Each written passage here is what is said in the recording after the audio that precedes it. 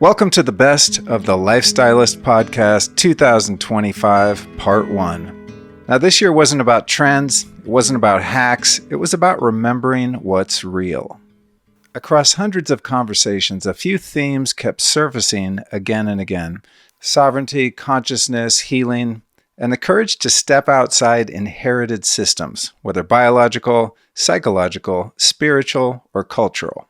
So the clips you're about to hear come from conversations that didn't just inform me, they changed me, and I'm hoping that they'll do the same for you. You'll hear Alex Wolfe tracing the unlikely path from fear to flight and how ancient mushroom medicine is meeting modern tech to rewire the human brain. You'll hear from Philipp, VHF, and Ian Mitchell breaking down quantum energy biofields and lab-tested shifts in brainwave states that challenge what we think is possible. And Chek takes us deep into the intelligence of water, not metaphorically, but spiritually and cosmically, reminding us that divinity doesn't live outside duality. Jesse Elder reframes time itself, exploring multidimensional identity, soul continuity, and how we communicate across timelines, including with past versions of ourselves. We'll ground things in the physical with Brandon Amalani unpacking EMF, PEMF, and what it actually means to heal the electromagnetic body in a world saturated with signal. You'll also hear some raw honesty with Elle Macpherson talking about surrender, boundaries, addiction, and what it costs to stop living for other people. Then Alex Zeck challenges belief systems, governance, and the psychological architecture of control, asking what real freedom demands from us internally. And Leary bridges psychedelics, recovery, and Dharma, tracing the moment when chaos finally gives way to clarity and commitment. And because this year held more depth than one episode could carry, this is part 1 of 2. Part 2 drops next week with more essential conversations, deeper cuts, and a few moments that needed some space to breathe. We closed today's episode and this year with something deeply personal, a segment honoring my father, his anxiety, his awakening, his late life healing, and the love we shared at the end. And those moments really aren't about loss, they're about continuity, about what survives the body, about love that doesn't end. This best of episode isn't meant to convince you of anything. It's really meant to remind you of what you already know beneath the noise. So take what resonates, leave the rest, and thank you so much for being here, for listening, questioning, and walking this path with me. Let's begin. One day my dad brought me to the airport and, introduced me to this guy, Bill Houston. And Bill Houston started giving me a tour of the airport. And he's like, "Here, I'll show you the hangar. Cool. I'll show you this airplane. Hey, this is cool." And he's like, "Here, we'll go taxi over there." So we taxi. And then all of a sudden we're taxiing the plane. I hear, "Okay, you're, Whiskey November X-ray, you're clear for takeoff."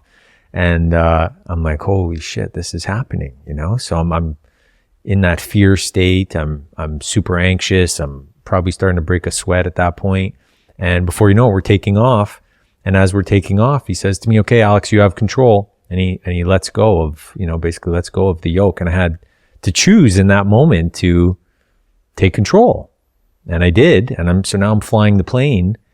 And it was literally like in that moment that the fear became an illusion. And I realized it in real time. And I was like, holy shit, I'm not afraid of flying. This is wild. And I'm going higher and higher, looking over my hometown. I see my neighborhood, my school, and all this kind of stuff. And it was surreal. At that point, it was a peak experience of my life. And it was literally got to dissolve fear in real time. And from there, I became obsessed with flying and pushing the limits. Kind of like an exposure therapy type deal. Heck yeah. How old were you? I was 17 on that first flying lesson. Yeah. Wow. Yeah. And then you went on to do that professionally. Yeah. I basically showed up at the airport the next day and the day after that and the day after that. And I was just obsessed. I couldn't wait to get back in the airplane. I became a private pilot at 18. I became a commercially licensed pilot at 20.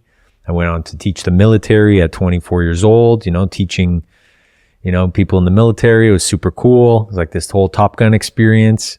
And I really just had that, feeling or knowing that fear was fake. It was an illusion that I was believing in. And once I stopped believing in that or agreeing to that, everything changed. And I really just full sent it through my 20s in aviation career and into entrepreneurship, but that was the catalyst. Yeah. So once I realized the impact that mushrooms can make, it's really the oldest living technology in this world. It's the smartest living technology in this world when you really start figuring out how smart it is, and it connects all plant life, all crops, all trees. They're all communicating through this mycelium network. It's like the original internet. It's like Mother Nature's brain.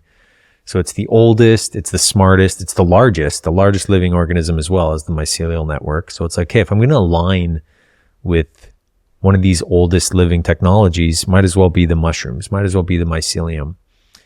And so that was the inspiration. And it was really to go out and make an impact in the world, especially around mental health.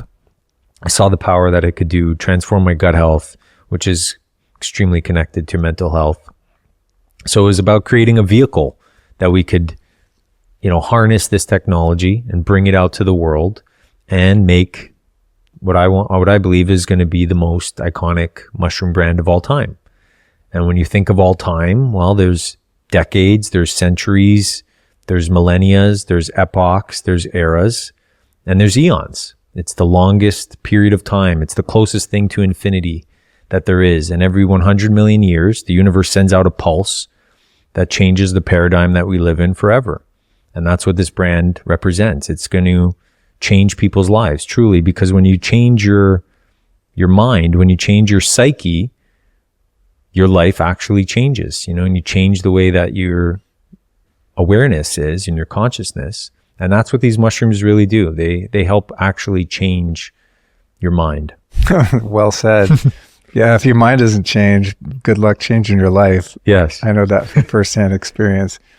Let's go through, some of the different mushrooms. I mean, we were talking about David Wolfe, no relation to you, Alex Wolfe. Someone asked me that the other day. See, David Wolfe's son. I don't think the ages match up, but he was the first guy. Always got to give him credit. He was the first guy, I don't know, 20 years ago maybe, that I ever heard talking about, lion's mane, cordyceps, reishi. What's the other one? Chaga, cacao, Chinese herbs, ashwagandha, like Ayurvedic herbs. Like he was the guy that was kind of like the raw vegan hippie dude that, is only a certain sect of people would buy into. Yeah. And then over the years, I've watched mushrooms and cacao and all those things that he used to promote so consistently. Now they're like a thing, it's really cool. I mean, I see like young people on TikTok, like, I like cordyceps, like, wow, this is cool. We've come a long way. Yeah. But I've also, worked with a lot of the different, and we'll get into the, the psychoactive mushrooms in a second, but just, on the food grade kind of functional or medicinal mushrooms, been using them for a long time, but also have had a wide spectrum of results using them, because there's, so many fugazi kind of versions of that. So we'll talk about that too, like extraction methods, growth methods, et cetera, because you can, call something a cordyceps or lion's mane, and it may or may not have the potency and kind of medicinal value that you're looking for. Yeah. But let's start with what it was that actually helped your gut. Was that like turkey tail or something? Yeah, turkey tail, chaga were the ones I was using for my gut. And what form of them? Like we can do like alcohol extraction, water extraction, depending on which mushroom. Sometimes dual extraction. You're doing something even cooler now with this kind of liposomal thing, which is probably much more cost effective for everyone because it takes less raw materials. But what form of those were you taking where you actually noticed like, holy shit, something's happening? Yeah, it's a great question because it does make a difference. I was taking a liquid tincture, dual extraction. And that's the thing that I learned in that time working in the CBD company and the cannabis company, and then later in the mushrooms is bioavailability is a real thing. The ability for the body to absorb the molecule or the active ingredient in that case. And mushrooms typically, depending on the mushroom, but typically prefer to stay wet. It's that relationship with water, the mycelial network with the water relationship. They're hydrophilic, essentially, these molecules. So they like water. So to keep it wet, more effective. So that's where I was first using these tinctures. worked amazing on my gut health. Like in a really short amount of time, I had clarity again, and I was dialed in. And then from there, I was like, okay, whenever we bring out this brand, we want to make sure that it's bioavailable and that they stay hydrophilic, so we can get the molecules into the bloodstream really quickly. So that's the thing. Sometimes these powders and stuff like that, they're already dehydrated. They lost a lot of the essence, they're dried up. And not to say that they don't work, but you just may have to go higher on the dose. But in this case, you get the full power of the mushroom, and you actually don't need to overdose, which is cool. That makes sense. I never thought about that. Mushrooms are always kind of soggy and moist, and like they grow in our yard like crazy certain times of the year, but it's only when there's a lot of moisture around. 100%. Yeah, that's a relationship. Everything's a relationship. Yeah, I never thought about that. Okay, so you're playing around with the turkey tail extracts. What about like lion's mane and cordyceps? Yeah, totally. So I started on the gut health stuff, the turkey tail, the chaga, then got into the lion's mane for cognitive, cordyceps for energy, and I was becoming a new version of myself, a new human, more awareness, more clarity, more energy. Sleep is better. Started taking the reishi for sleep, and I was like, wow, these mushrooms this is it, man. Like these things have the codes, right? So, and that was the inspiration. So I was starting with those mushrooms to start off, putting them in products that can actually help modern day problems that we have, gut health, productivity, energy, sleep, anxiety, these kind of things, all with the intention to gain trust, showing people that there's a relationship here that you can have with these mushrooms that actually help your modern day problems, where they're here to solve a problem. And when you're ready, we introduce the legal psychedelic microdosing. That was always the intention, is to take it to the next level of awareness and consciousness. I remember the first time I met you, we were in the water out on Lake Austin at Josh's son's birthday party. And I was like, oh, this guy's cool. He's got like long hair. Seems like real chill, kind of hippie vibe. And I forgot about this, but you were telling me about the legal microdose. And at that time you were kind of in the R&D phase of figuring out how to get higher bioavailability, to actually get it in your bloodstream, thus into your cells, so that it does something other than just cost you money. And now, like, here we are. What was that, a couple of years ago? That was going to be, I think, at least 2 years ago.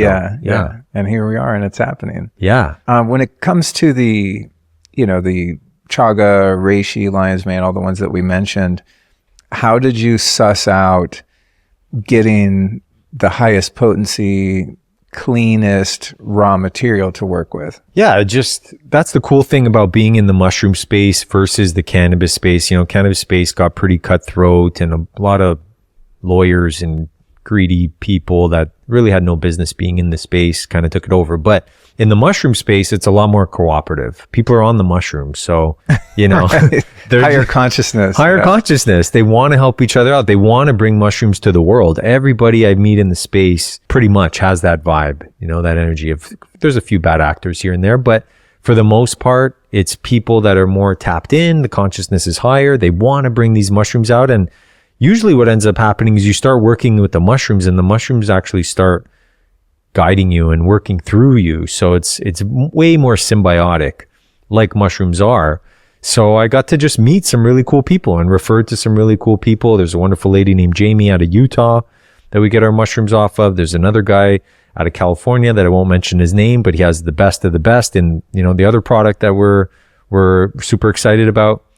But it's been an awesome experience. And again, all about relationships and asking the tough questions and, figuring out what their processes are and growing methods and all this kind of stuff. But people in this space are, it's refreshing. They're pretty cool. What's the difference between fruiting bodies and what is it? Mycelium? Mycelium? Yeah. I've heard that, a lot of these mushroom companies that sell the powders are growing them on, rice or a substrate and stuff. Yeah. Yeah. And then, you buy it by the weight, and you just end up getting an inferior product because it doesn't have, the punch that the fruiting bodies have. But I've never looked that deeply into it. I just know people that I trust and seem to be very knowledgeable about the mushroom space are always ragging on the mycelium and, boosting the fruiting bodies. Is that something you've run into? Is there some truth to that? Or in some cases, is there a benefit to having, the entourage effect of having both? I think it's that, in my experience. And for the most part, you can't really go wrong with the fruiting body. There's more moisture in the fruiting body, and it's more of the plant or the mushroom's full essence. And Paul Stamets, the OG mushroom man, he's a big fan of the mycelium and saying lion's mane is just best in the mycelium form. So we do both. We do the mycelium, we do the fruiting body. We, make it bioavailable, so it's getting uploaded into the human body. Technology is uploaded quickly, so you feel the state change. You build a relationship. You see that's like, wow, this is really working in real time. You're not really wondering, is this working or not? Everything we come out with has to have like a validation experience. Like, I was feeling this way, I take it, now I'm feeling this way. And it's like, now you're building that relationship. For me, it's really all about relationships, Luke, in every aspect of life, every aspect of nature. And so, yeah, we believe mycelium and the fruiting body. Some mushrooms obviously better for the fruiting body, and some is good for the mycelium. But yeah, you can't really go wrong with the fruiting body. So this Amanita muscaria, about which I've done one prior episode, we'll put that in the show notes, which, by the way, the show notes today are lukestorey.com/wolf, WOLFE, lukestorey.com/wolf. And we'll put a link to the Eons products there as well. Got a code Luke20. We'll put all that in the clickable show description on the podcast apps. But I did this episode on Amanita. And then, of course, immediately I got to get some, got some, started making tea with it and experimenting with it, thinking that it was going to be much more closely related to psilocybin. It's not in many ways, as you know, and you can unpack for us. But the first thing was that the amount of material in a microdose of Amanita versus psilocybin. Psilocybin, we're talking about, 1 to 200 milligrams, 1,000 milligrams being a gram. That would be like the threshold where you start to kind of not be able to, operate in your normal way. And then, if people journey with psilocybin, maybe 3.5 to 5 grams or something like that. Some people more, but 3.5 grams to any size body, you're going to be in a totally different place. Yeah. Amanita, I started making the tea, and I'm like, I start out at 3 grams in the tea for a microdose, and I'm like, I feel relaxed and like pretty happy. Definitely like noticeable in the sense that I just feel real chill, but definitely not high or anything like that. So I progressively started playing around with it, especially for sleep, because of its effect on REM, which maybe you can tell us more about too. And then, I noticed, I slept pretty good. I got a pretty good, REM score. And then at one point, on 2 different occasions, I put quite a lot in there just to kind of push the envelope, and had very challenging experiences. That's way too much. Night sweats, just weird dreams, just not a fun ride. And I was like, okay, thank you for teaching me. I bow to the Amanita. I got a little too, aggressive there, and it showed me what that felt like. Yeah.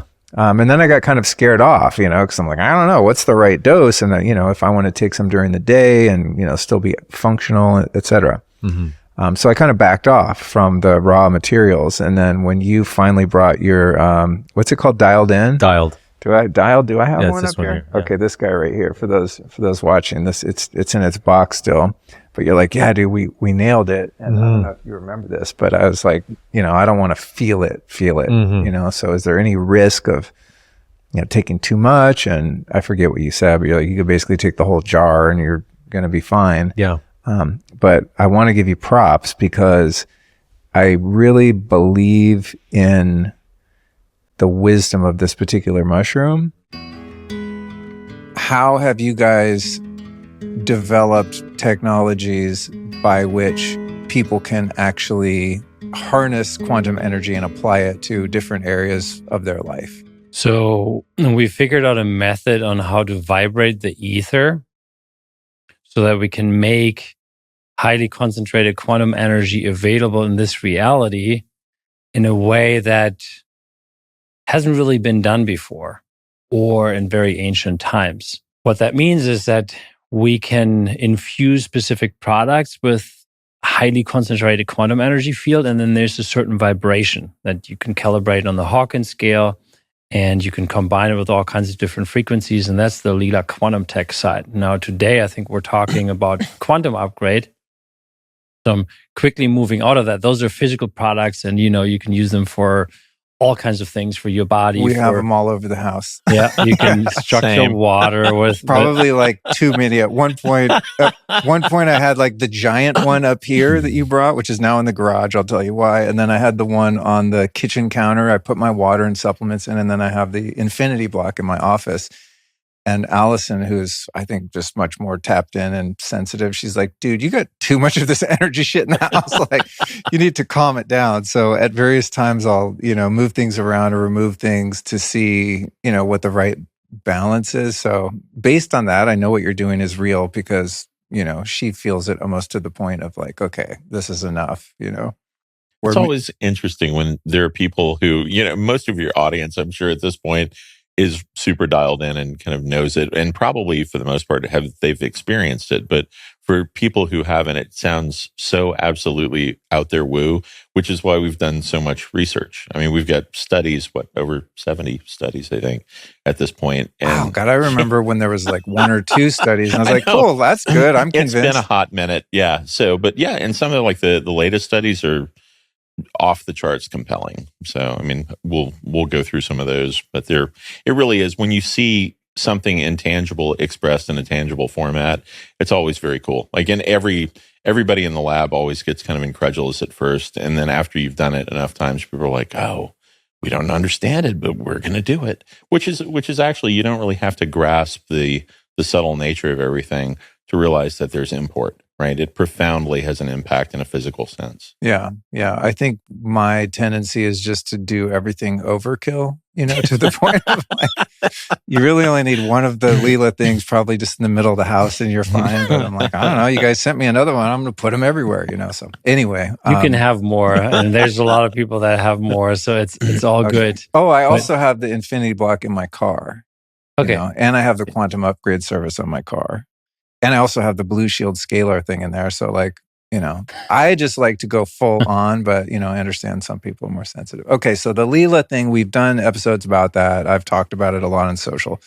But today I want to really talk about, the field theory, the quantum field theory, and the quantum upgrade. Because even though, I understand it in a fundamental sense, there's always a bit of a bridge to cross to get and I'm sure many of the listeners' intellect to understand that there's so much more going on outside of the physical realm and what we, can touch, feel, right? Like everything, including this thing right here, first exists in the realm of non-form, and now it's in the realm of form. So I only think this is real because it's here right now, but the imprint of it, the idea of it, existed before this thing was sitting here.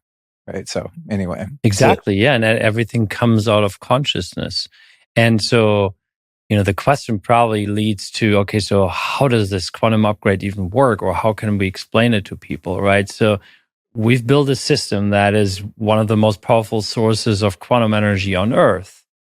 And when we place a unique identifier of someone or something into the system, then that something or someone is in the field.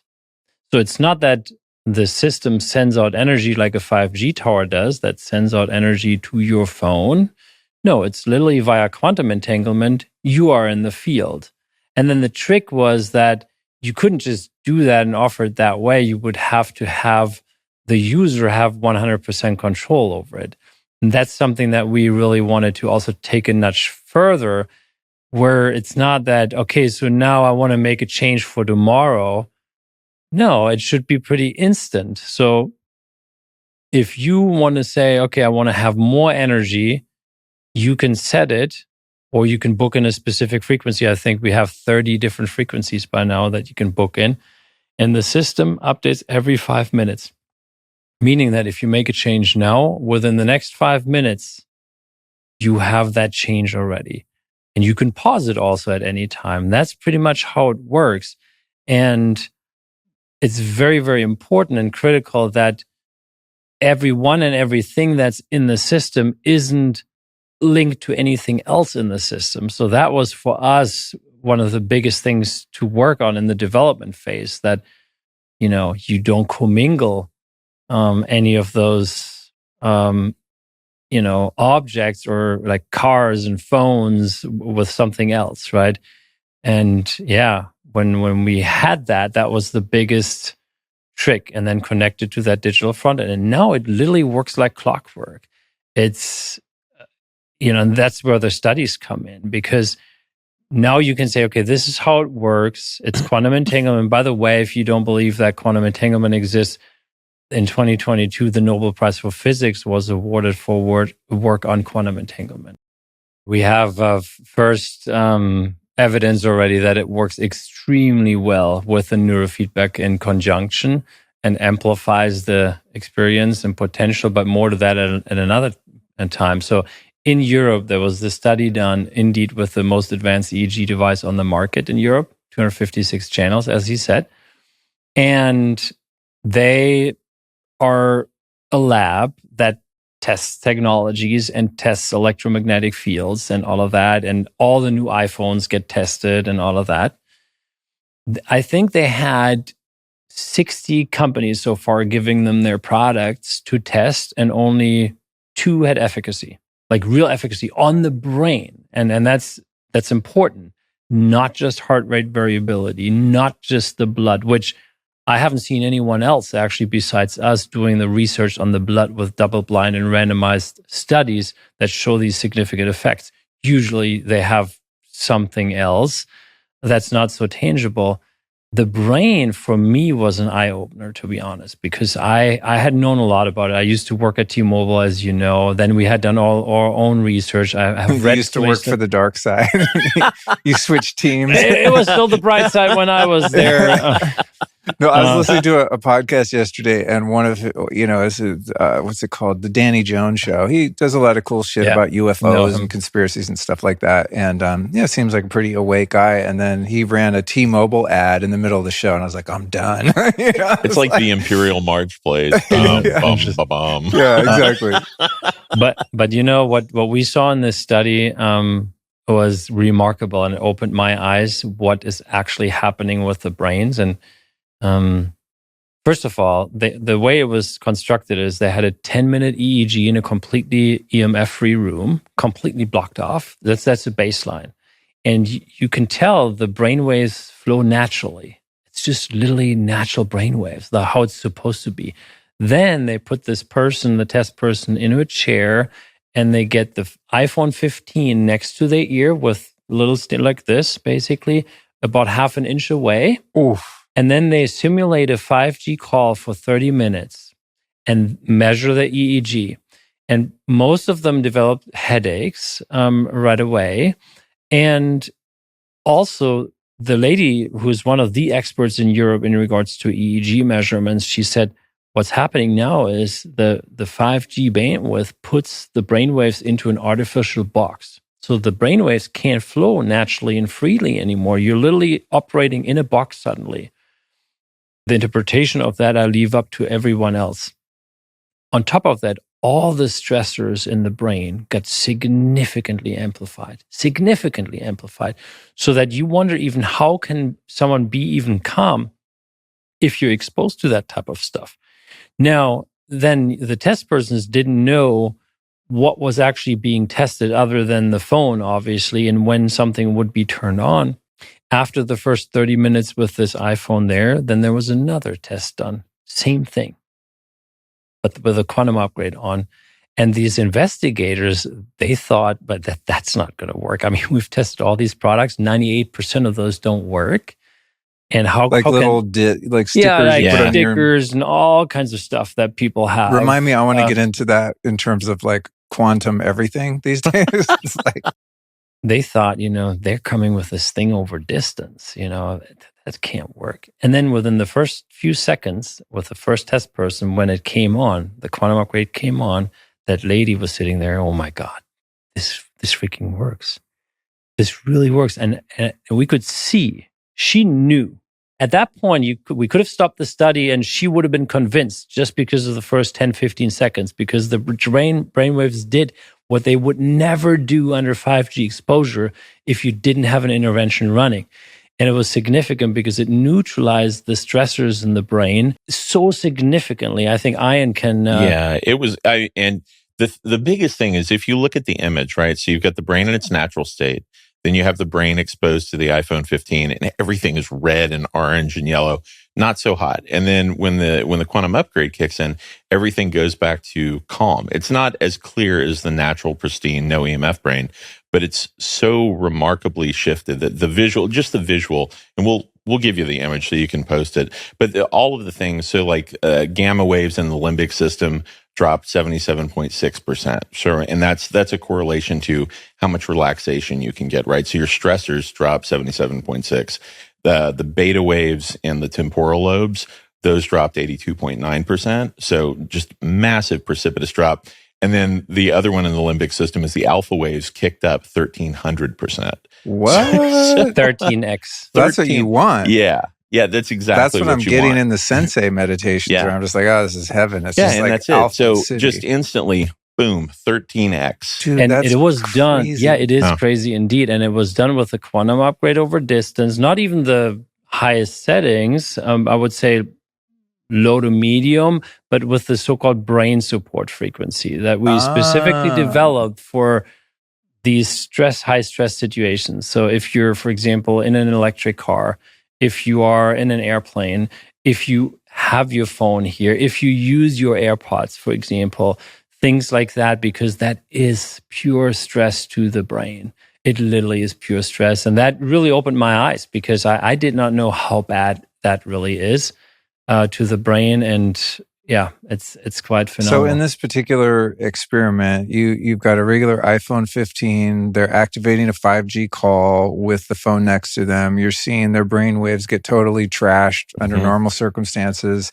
Then you assign the quantum upgrade service to that phone number. No, to that person. To the person. Oh, to the person. Yeah. Yes. Oh, so that's one okay. of the unique things about the quantum upgrade. You can have it for the individual. So the biofield literally is in the field. And then so the brain support frequency is on and instantly you see this shift. And no matter what the 5G is doing there and all of that, it just can't get through it anymore. I'm a real water fanatic, and I know a few people that are relatively interested in water and knowledgeable about water, but of what I know of you, you might have even surpassed me in your level of understanding and fanaticism. I've studied it a lot, and I've done a lot of deep work with my soul to get deep insights on water. Have you ever seen the water charger I built? Yeah. I teach workshops on how to build water chargers, but I built a water charger that you can get about 20 people inside, and we use it as a toning and chanting chamber. And it generates a very powerful vortex that structures the water. And when you're inside it, it feels like you're in an energetic tornado. It's subtle, but it's obvious.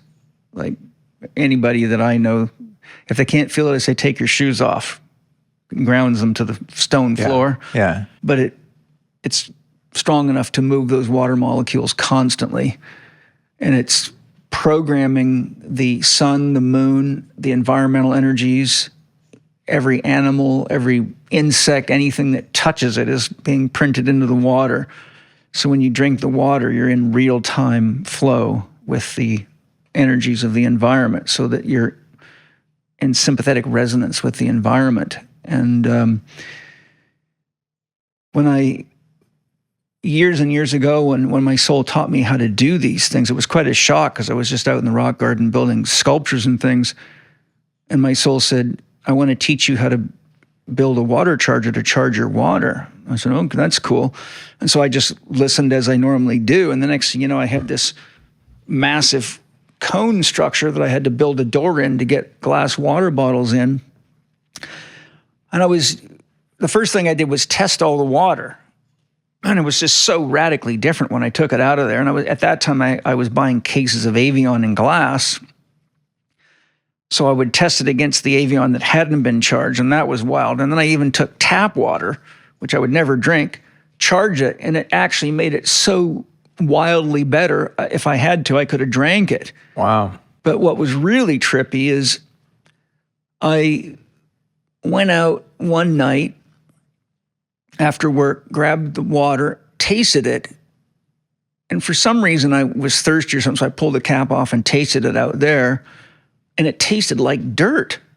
And I'm like, what in the world is going on? I'm looking at the bottle to see if it's cracked, shining a flashlight through it. And I'm like, that's wild. Then another week or so later, I pulled it out and it tasted like nickel, like metal.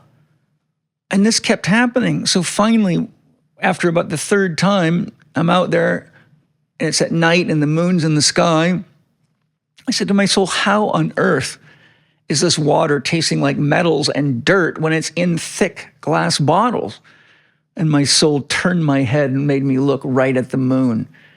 And my soul said, it's the energies of the moon. Each cycle of the moon is causing resonance with the moon's energy in the soil, and the frequency of the moon's energy is picking up the vibration of the metals in the earth and imprinting it into the water. So you're tasting the subtle energy imprint of what's in the earth that's in resonance with the moon at that phase of the moon. Right. So I bought a moon calendar and I started comparing every time I took it out where the moon was and what the water felt like. And on the full moon, the water would get so strong, my friends actually thought it was carbonated. It literally bubbled in your mouth. It had so much energy. Wow. And on the new moon, it was so empty, it felt like it was going right through your tongue like a solvent. And so I realized I could use new moon water to help detox people, and I could use full moon water for people that were depressed or had adrenal fatigue or had an energy crisis where they just, maybe were healing and needed energy. And so then I could just sort of choose the moon phase based on what they needed. So that was quite a powerful experience for me to see how the moon is really... It's like homeopathic alchemy. It is alchemy, and it is homeopathic, but it's really energy medicine. And I studied water extensively, and, water's absolutely freaking wild. I mean, I could go on for hours on water. I don't know how much you want me to say, but I have 3 comprehensive chapters on water in my Spirit Gem book series. Epic. Yeah. Have you looked into Veda Austin's work? Are you familiar with her? Yeah. Mm-hmm. Yeah, I interviewed her a couple years ago. People often ask me, what was your favorite one? I mean, there's been 600 of them or something at this point, but that one really stood out to me because I was already very steeped in just my fascination and love of water. But after that conversation with her, I realized that the way I was viewing water was that it had the capacity to be a conduit for consciousness, right? Yeah. But what I got from her was that it actually is its own consciousness, right? Because she developed this language where she's able to communicate with the water. It was a deeper level, no pun intended, a deeper well of understanding that she opened up for me. It's just like almost, you can't even like grasp it with the mind. It's just so wild. My response to your statement there is that water is a living being. So just like you have your own consciousness and the plant behind you does and everything does, water's consciousness is, in my opinion, is as close to God consciousness as you can get, because water is absolutely unconditional. You can put poison in it and you can love it. You can use it to heal and you can use it to kill. You can use it under high pressure to cut stones and steel, and you can use it to bake and cook and make medicines with. Water updates its information. Water's in connection with the 0-point field, and it updates itself every 1/1 of a second. And water has a frequency range of receptivity of 65 octaves. Now, most people can't even comprehend what that means, but one piano is about 7 octaves. So to understand water, you would have to put, 8 or 9 pianos side by side Right. that progressively went octave by octave. And I was so curious when I was studying water, like, okay, 65 octaves, how big of a number would that represent as a frequency? And a friend of mine who is a genius and an amazing guy who's been on my podcast, somebody you should get on your podcast, Father Sean O'Leary. Was a Catholic Noted. priest for 50 years, and he got kicked out for teaching true spirituality. And My kind of guy. I like him already. he wrote a book called Setting God Free, and it's mind-blowingly good. And he has a degree in mathematics and psychology, and I think physics as well. But I said, Sean, I need you to calculate this for me. And the number he sent back to me was so big, I don't even know if there's a name for it. I don't even know what to tell you. It's bigger than Google. It's like crazy large. If I had to summarize in terms of the frequency range the frequency of water? range. Okay. Like if you actually do the math on 65 octaves, you take an octave, you double it, you keep going up 65 times. The closest word I can give you is it has an almost infinite range of receptivity. And, I've seen tons of research over the years showing it's absolutely receptive to psychic energies, thoughts, feelings, emotions. There's piles of research showing, for example, that Harold Saxon Bird did research, which was mind-blowing. I think he did it in late 40s, early 50s, where he took mason jars of water. First, he got seedlings of the same genus, made 2 groups of seedlings. He then had his students interact with mason jars, just hold it or put it on the tables where they were studying. And then he went to psych wards and he took mason jars of exactly the same water and just let the psychologically damaged people interact with it. Then he watered the seedlings with the water from his students, and he watered another batch from the psych ward people. And when you see the pictures of the plants that were watered by the water from the psych ward, they grew away from the sun, they grew down, their bodies were gnarled and crooked like sick beings. Whoa. And you could totally and utterly see the psychic effect. Now, it's the same water, and the plants watered by the water from the students just grew normally. And there's lots of different stuff out there that I've come across.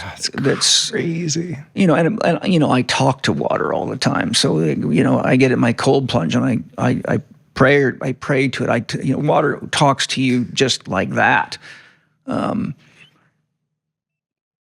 Water also is an analog of the ether, AETHER, which is the first step down from spirit. So if you take vibration, so if you use the alchemical model of earth, water, fire, air, plasma, ether, spirit, then you'd go to 0, which would be God or unconditional love.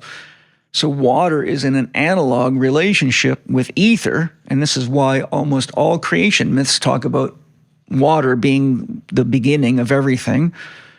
But then if you take a high-quality crystal, it is another analog of water. I have a Vogel cut crystal, healing crystal that's exotic, very expensive, super. You know who Marcel Vogel was? No. He's a genius that developed a lot of technologies for IBM. And he actually he was able to take crystal and he cut it and chose the right crystal, but he developed what looked like a laptop. Imagine a laptop closed, but it was made of crystal. And he could put his hands on it, and whatever thoughts were in his mind would appear on it like a television screen. What? Yeah. And now crystal has water in it. Right. Crystal holds water in it. That's why if you, first of all, that's why stones like to be buried in the earth, because if the stone dries out, it loses its life force, and stones are living things, especially crystals, they grow. So the point I'm making is I let friends of mine, I don't just let anybody handle this thing because it's very expensive, and if someone drops it, and I've had cleaning ladies and people drop very expensive stones. So they hear the paratrooper start talking. If you get too close to that stone, it's like, don't touch that stone. But like when you come to my house, I will let you hold this stone and it feels like water frozen in time. It's wild. So water is an analog, and ether is just like you have stem cells that can turn into hair, eyes, teeth, ears, brain, anything. The ether is the stem cell for the creative matrix of what I call the hollow moon, what David Bohm called the hollow moon, what I call spirit gem. And so the ether is what takes God's dream of itself and manifests it into everything that becomes crystallized in this matrix that I call spirit gem, which is David Bohm's hollow movement. And there's, a lot of technical details about it happens, but basically if you take God consciousness, God's dream, put it into the ether, it then drops down to plasma, and it keeps going down progressively. And the Kabbalah, Tree of Life, shows you the same thing. If you understand what it's showing you how consciousness crystallizes into form. And so water begins at the top, at the highest level, and it can resonate at that frequency. And then it is in resonance down to water itself, and then it goes down to the crystals. So you're actually seeing like a threefold step down matrix process, and then crystals will amplify consciousness. That's why shaman use them. That's why healers use them. They'll amplify sound frequencies, thought frequencies, emotions, whatever. And so does water, except water is a liquid crystal. A crystal is a solid crystal in 3 dimensions, and the ether is really like a liquid crystal that broadcasts spirit. Yeah, I interviewed her a couple of years ago. People often ask me, what was your favorite one? I mean, there's been 600 of them or something at this point, but that one really stood out to me because I was already very steeped in just my fascination and love of water. But after that conversation with her, I realized that the way I was viewing water was that it had the capacity to be a conduit for consciousness, it is. right? Yeah. But what I got from her was that it actually is its own consciousness, right? Because she developed this language where she's able to communicate with the water. It was a deeper level, no pun intended, a deeper well of understanding that she opened up for me. It's just like almost, you can't even like grasp it with the mind. It's just so wild. My response to your statement there is that water is a living being. So just like you have your own consciousness and the plant behind you does and everything does, water's consciousness is, in my opinion, is as close to God consciousness as you can get, because water is absolutely unconditional. You can put poison in it and you can love it. You can use it to heal and you can use it to kill. You can use it under high pressure to cut stones and steel, and you can use it to bake and cook and make medicines with. Water updates its information. Water's in connection with the 0-point field, and it updates itself every 1/1 trillionth of a second. And water has a frequency range of receptivity of 65 octaves. Now, most people can't even comprehend what that means, but one piano is about 7 octaves. So to understand water, you would have to put, 8 or 9 pianos side by side, right, that progressively went octave by octave. And I was so curious when I was studying water, 65 octaves, how big of a number would that represent as a frequency? And a friend of mine who is a genius and an amazing guy who's been on my podcast, somebody you should get on your podcast, Father Sean O'Leary. He's was a Catholic priest for 50 years, and he got kicked out for teaching true spirituality. And my kind of guy, I like him already. He wrote a book called Setting God Free, and it's mind-blowingly good. And he has a degree in mathematics and psychology, and I think physics as well. But I said, Sean, I need you to calculate this for me. And the number he sent back to me was so big, I don't even know if there's a name for it. I don't even know what to tell you. It's bigger than Google. It's like crazy large. if I had to summarize In terms of the frequency range the frequency of water? range. Okay. Like if you actually do the math on 65 octaves, you take an octave, you double it, you keep going up 65 times, the closest word I can give you is it has an almost infinite range of receptivity. And, I've seen tons of research over the years showing it's absolutely receptive to psychic energies, thoughts, feelings, emotions. There's piles of research showing, for example, that Harold Saxon Burr did research, which was mind-blowing. I think he did it in late 40s, early 50s, where he took mason jars of water. First, he got seedlings of the same genus, made 2 groups of seedlings. He then had his students interact with mason jars, just hold it or put it on the tables where they were studying. And then he went to psych wards and he took mason jars of exactly the same water and just let the psychologically damaged people interact with it. Then he watered the seedlings with the water from his students, and he watered another batch from the psych ward people. And when you see the pictures of the plants that were watered by the water from the psych ward, they grew away from the sun, they grew down, their bodies were gnarled and crooked like sick beings. Whoa. And you could totally and utterly see the psychic effect. Now, it's the same water, and the plants watered by the water from the students just grew normally. And there's lots of different stuff out there that I've come across. That's crazy. And I talk to water all the time. So, I get in my cold plunge and I pray to it. Water talks to you just like that. Water also is an analog of the ether, AETHER, which is the first step down from spirit. So if you take vibration, so if you use the alchemical model of earth, water, fire, air, plasma, ether, spirit, then you'd go to 0, which would be God or unconditional love. So water is in an analog relationship with ether, and this is why almost all creation myths talk about water being the beginning of everything. But then if you take a high-quality crystal, it is another analog of water. I have a Vogel cut crystal, healing crystal that's exotic, very expensive, super. You know who Marcel Vogel was? No. He's a genius that developed a lot of technologies for IBM. And he actually he was able to take crystal and he cut it and chose the right crystal, but he developed what looked like a laptop. Imagine a laptop closed, but it was made of crystal.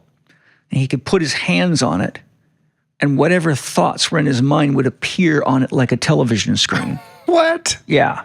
And now crystal has water in it. Right. Crystal holds water in it. That's why if you, first of all, that's why stones like to be buried in the earth, because if the stone dries out, it loses its life force, and stones are living things, especially crystals, they grow. So the point I'm making is I let friends of mine, I don't just let anybody handle this thing because it's very expensive. And if someone drops it, and I've had cleaning ladies and people drop very expensive stones. So they hear the paratrooper start talking. If you get too close to that stone, it's like, don't touch that stone. But like when you come to my house, I will let you hold this stone and it feels like water frozen in time. It's wild. So water is an analog, and ether is just like you have stem cells that can turn into hair, eyes, teeth, ears, brain, anything. The ether is the stem cell for the creative matrix of what I call the hollow moon, what David Bohm called the hollow moon, what I call spirit gem.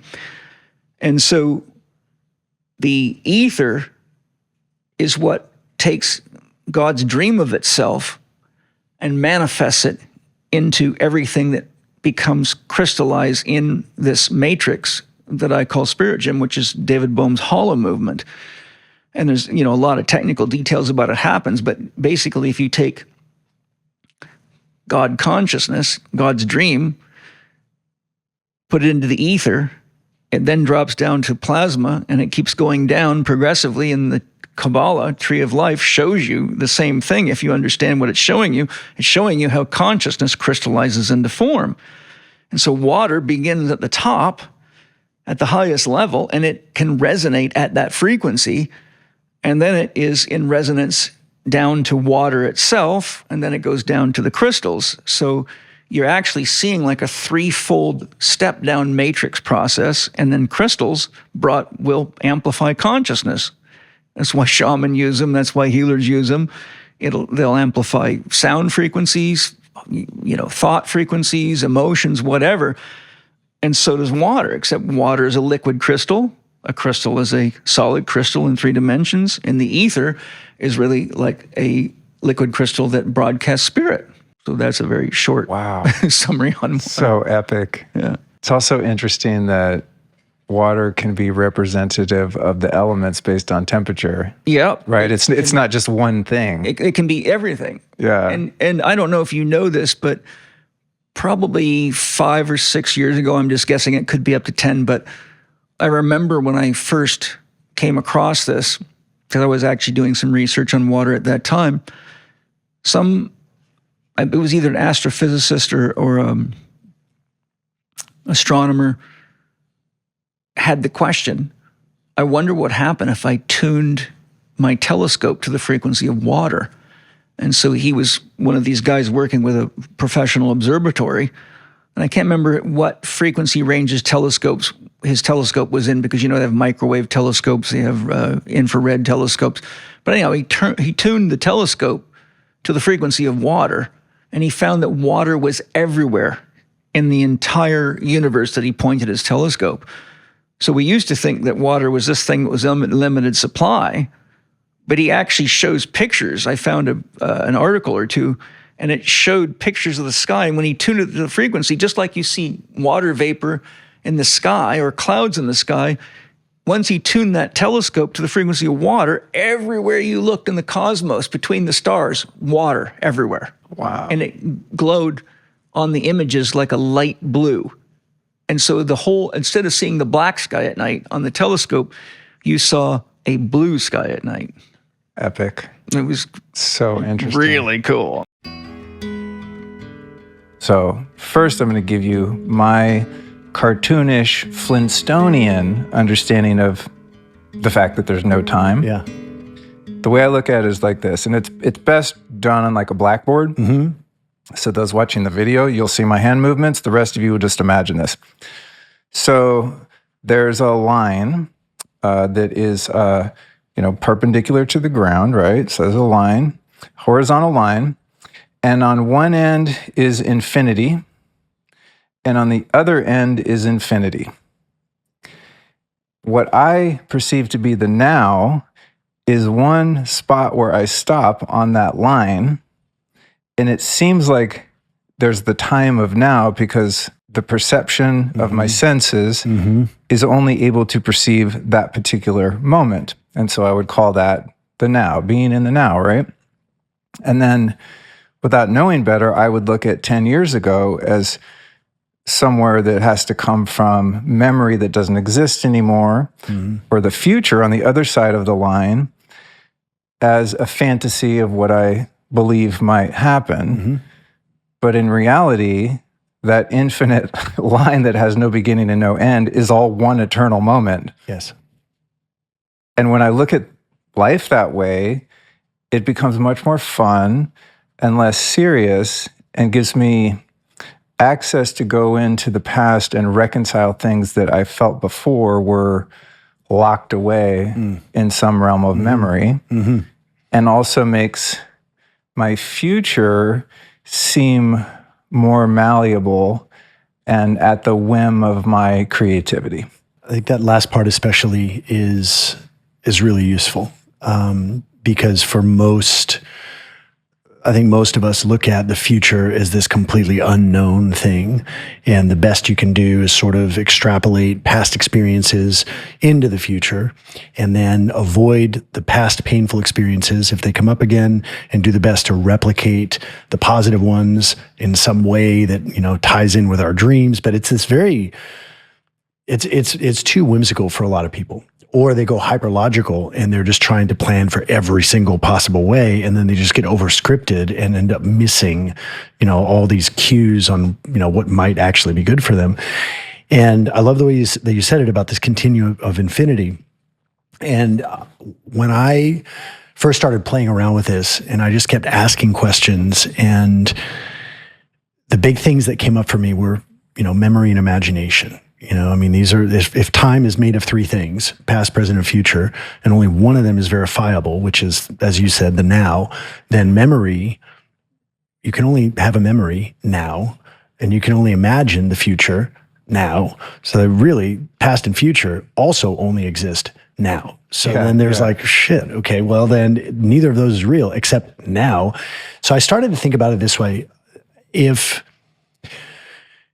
like this localized experience of consciousness that we're having, this sensory, physically located experience of life. We're here in your home, and we're on these cool chairs, and we've got these clothes, and we've got these bodies. So this is a concentrated experience of consciousness.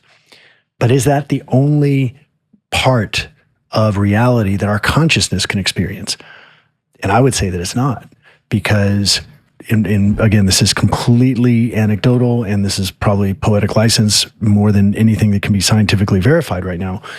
But we're like the user, having the user experience, and this body is like an app. It's like an interface within the OS of this time and space, this dimension. But we've all had the experience of being, on our laptop or on our computer or on our phone. And it's like you're typing to somebody, but you're listening to a song while you're getting, watching your crypto or whatever, and you're getting incoming messages. You, the user, are having all of these experiences simultaneously. And it can be overwhelming, but it's also very enriching because you're having all these experiences tied together that are part of your life experience. And yet you're only experiencing them on just this like one screen. But each of those applications, Spotify or SoundCloud or, Telegram or whatever, they are siloed experiences that don't have anything to do with each other. If Telegram had a consciousness, it wouldn't be like, oh, I'm operating with SoundCloud right now. It's just siloed experience that only at the level of the user are they joined in this sort of sensory thing. All that to say, it just started to make sense to me that if we do have a soul that's like the ultimate operator of this consciousness, would that soul be limited to this time and this place? Probably not. So if the soul isn't bound by time the way that we are in this dimension, then that means it could access all of the localized experiences at once and be just having like all these tabs open, like, whoa. Through multitudes of avatars. Infinite avatars. Yeah. Even avatars that are this consciousness. Like Luke's story has a lot of past Lukes. The one that you lived, all the perceptions of all the actual memories that you've got, the experiences you've had, but also parallel memories. There's a lot of other ways that it could have gone. Totally. That, you're here. And then the future just fractals out even more. So I think all of those exist. And that higher self or that oversoul or whatever people want to call it is observing and experiencing all of them simultaneously. And it's just enriching the user experience of the soul.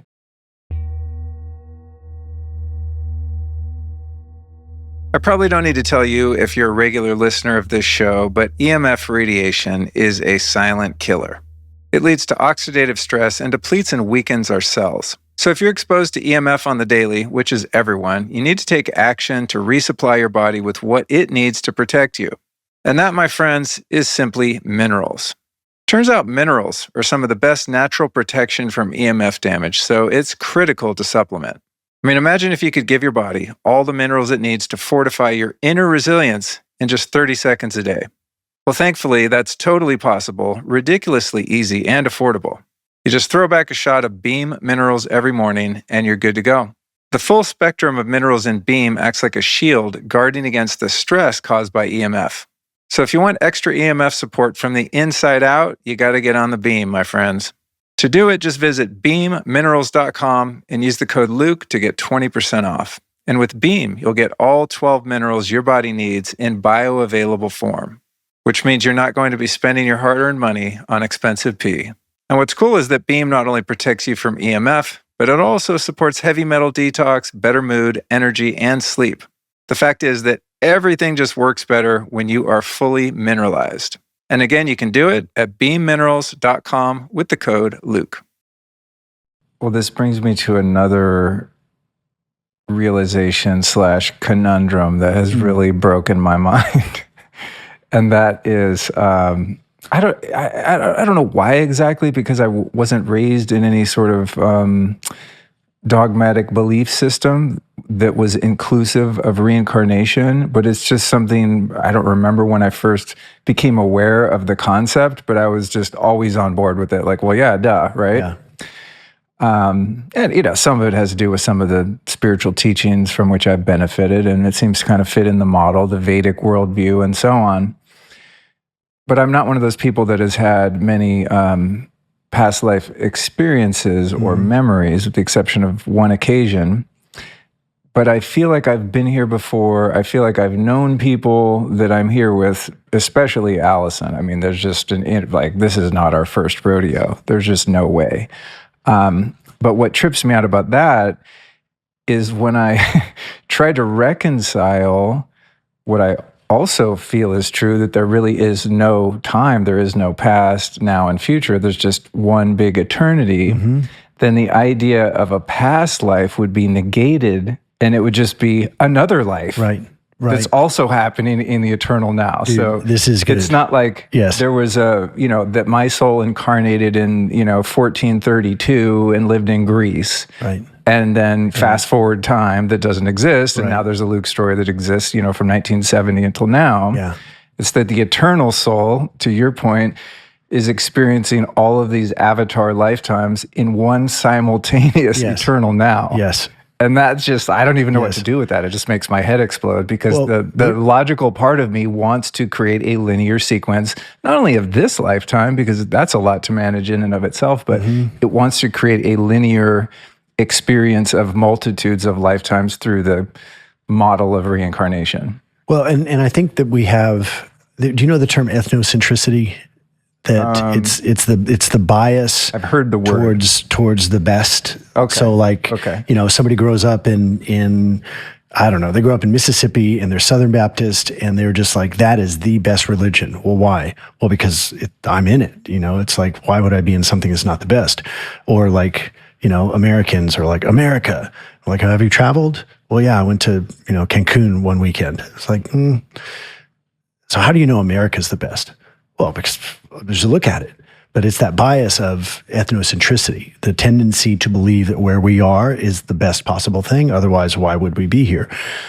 And I think what you just said made me think of that, because we're here right now and we want to believe that this is it. We're here, I've reached the ultimate, or I'm learning my lessons, and that other thing isn't there anymore.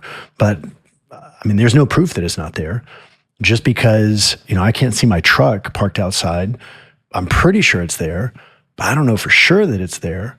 But if I were to be looking at, a satellite view or, drone view of the house, I could clearly see, oh, these guys are inside and the truck is there. So it just comes down to perspective, I think. And we don't have that perspective from inside of this brain and inside of these senses, other than to conceptualize.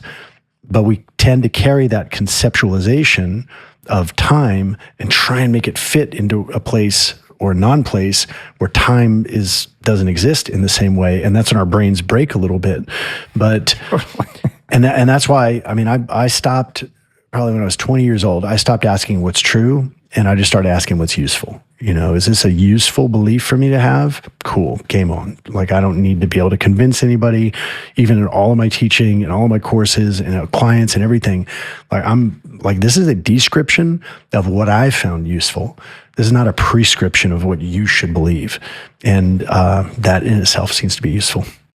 The way that's made the most sense to me, and why I continue to explore this, is especially related to the future. Because if the future is completely unwritten, And if we're using the old or the common model of, well, let me take all my known past experiences and try and, do the best I can in the future.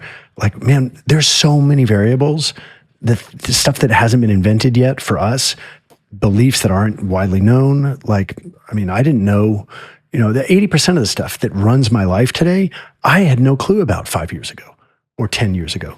So for me to assume, based on my current beliefs, current skills, current confidence levels, current relationships, for me to assume that I know what the ideal future is based on all of these knowns, that just doesn't make sense to me. But what started to make sense to me is when I got really curious about, like, well, what is imagination? And I had some bonker experiences that were real enough for me to trust and to test. And one of the things that I started to understand is that if all of these selves are operating simultaneously, like if you go up, I don't know, a dimension, if you go up a little bit and you see that all of these Lukes and all of these Jessies are having their experience in one ultimate time field, but from this place, it's just one time field at a time, but you can access the other ones through memory or imagination. Well, that means that us today, you can remember, like you could remember the last time we hung out, or maybe more usefully, you could remember a time when you were a kid and it was like a Saturday afternoon and you're just like laying on the grass and looking at the clouds and seeing if you could like change the cloud shape with your mind and all this. You could go back to a specific memory. And I believe that kid could imagine his future and could imagine, well, I wonder what I'll be like when I'm like in my 50s. That imagination of that kid and the lived experience of the man today is the same thought. Like, it's the same idea. The man today is living that. So it's a denser idea because it's in sight and sound and touch. That kid back then could only envision it and maybe feel it. But what if it's the same idea? And then I started to think about like just thought energy, which nobody knows what it is, but it's obviously something. And it can't just be a chemical file that's stored in your brain. How do you account for intuition? How do you account for, you're a musician and you know what it feels like when you get in the pocket and all of a sudden something just starts happening that you don't know where it's coming from, but it's coming and you're just like along for the ride. Where's that coming from? Yes, it might be a sort of composite creation of influences, but any musician, any artist knows that there's just this thing that happens and you're just there. Like, it just happens. I'm experiencing a lot of that writing this book I'm working on. Yeah. Well, so this is where... It's so fun. It's super fun. It's fun to watch whatever the muse is. Right. Use my fingers so and to write a book. And to me, this is what's so fascinating. It also removes a lot of the fear and self-judgment because I'm like, I'm not doing it. It's not me. Right. Well, it wouldn't be there without you. I'm kind of the vessel through which it's going, and it has my imprint, but I'm not forcing an idea of a sentence or a concept or paragraph to come to fruition. I just kind of am like, turning the rudder a little bit.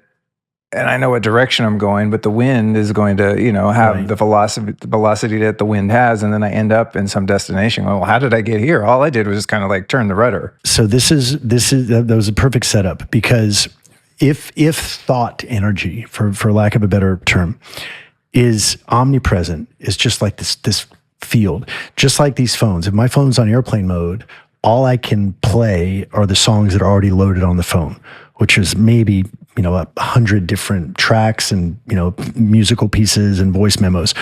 But I can't access all the tracks on SoundCloud or all the songs on Spotify or all the videos on YouTube, because that's in the cloud. But where's the cloud? Like, it's here. So if I take the phone off airplane mode, all of a sudden I can access every single song on the internet, because the phone is not the container, it's a conduit. All those songs already exist. Take that idea or take that example and then just think about if thought energy, that is all thought that has ever been thought, can be thought, is possible to be thought, if that operates as a sort of cloud where all of these thoughts exist, then our our brains, our minds, our bodies, if we're not on airplane mode and we can start accessing those thoughts, then what if the version of you that has already written that song or already written that book is looking at the finished product going, fuck yeah, this is good. And in that moment of just intense presence of completion, that thought is so potent. It's like a beacon. It's like it emits something. And then here you are, else when, like you're over in your now and he's in his now, in what for you would be the future. And to him, you are the past. And what if he's thinking about you going, bro, you got to see this thing. This thing is epic. And you're tapping into that same sort of energy that he's in. And you're getting the ideas and the words just start flowing. And now you're in that thing. Well, what if you're being remembered by your future self? And what if that's what imagination is? What if imagination is when you're being remembered by your future self? Essentially, magnetism is the fundamental force. It's basically the loss of dielectric inertia. So everything that manifests in physical reality comes from a rest point, and all force vectors basically seek rest, which Ken Wheeler, he's one of probably the most profound. He knows way more and is more articulate about magnetism, probably living, but arguably ever, as far as his research and what he's kind of understood and how he's broken down magnetism.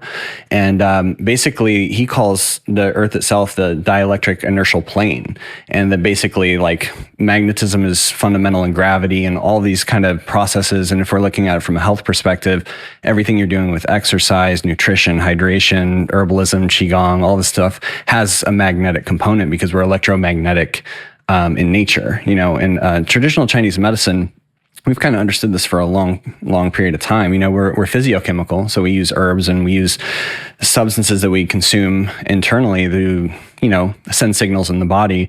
But basically, every cell in the body has a voltage potential, and magnetic fields basically directly interact with magnetism. And we've had conversations on EMF and which is essentially an electromotive force or electromagnetic field. So magnetism's intertwined with all of our technologies, our physicality, life on Earth.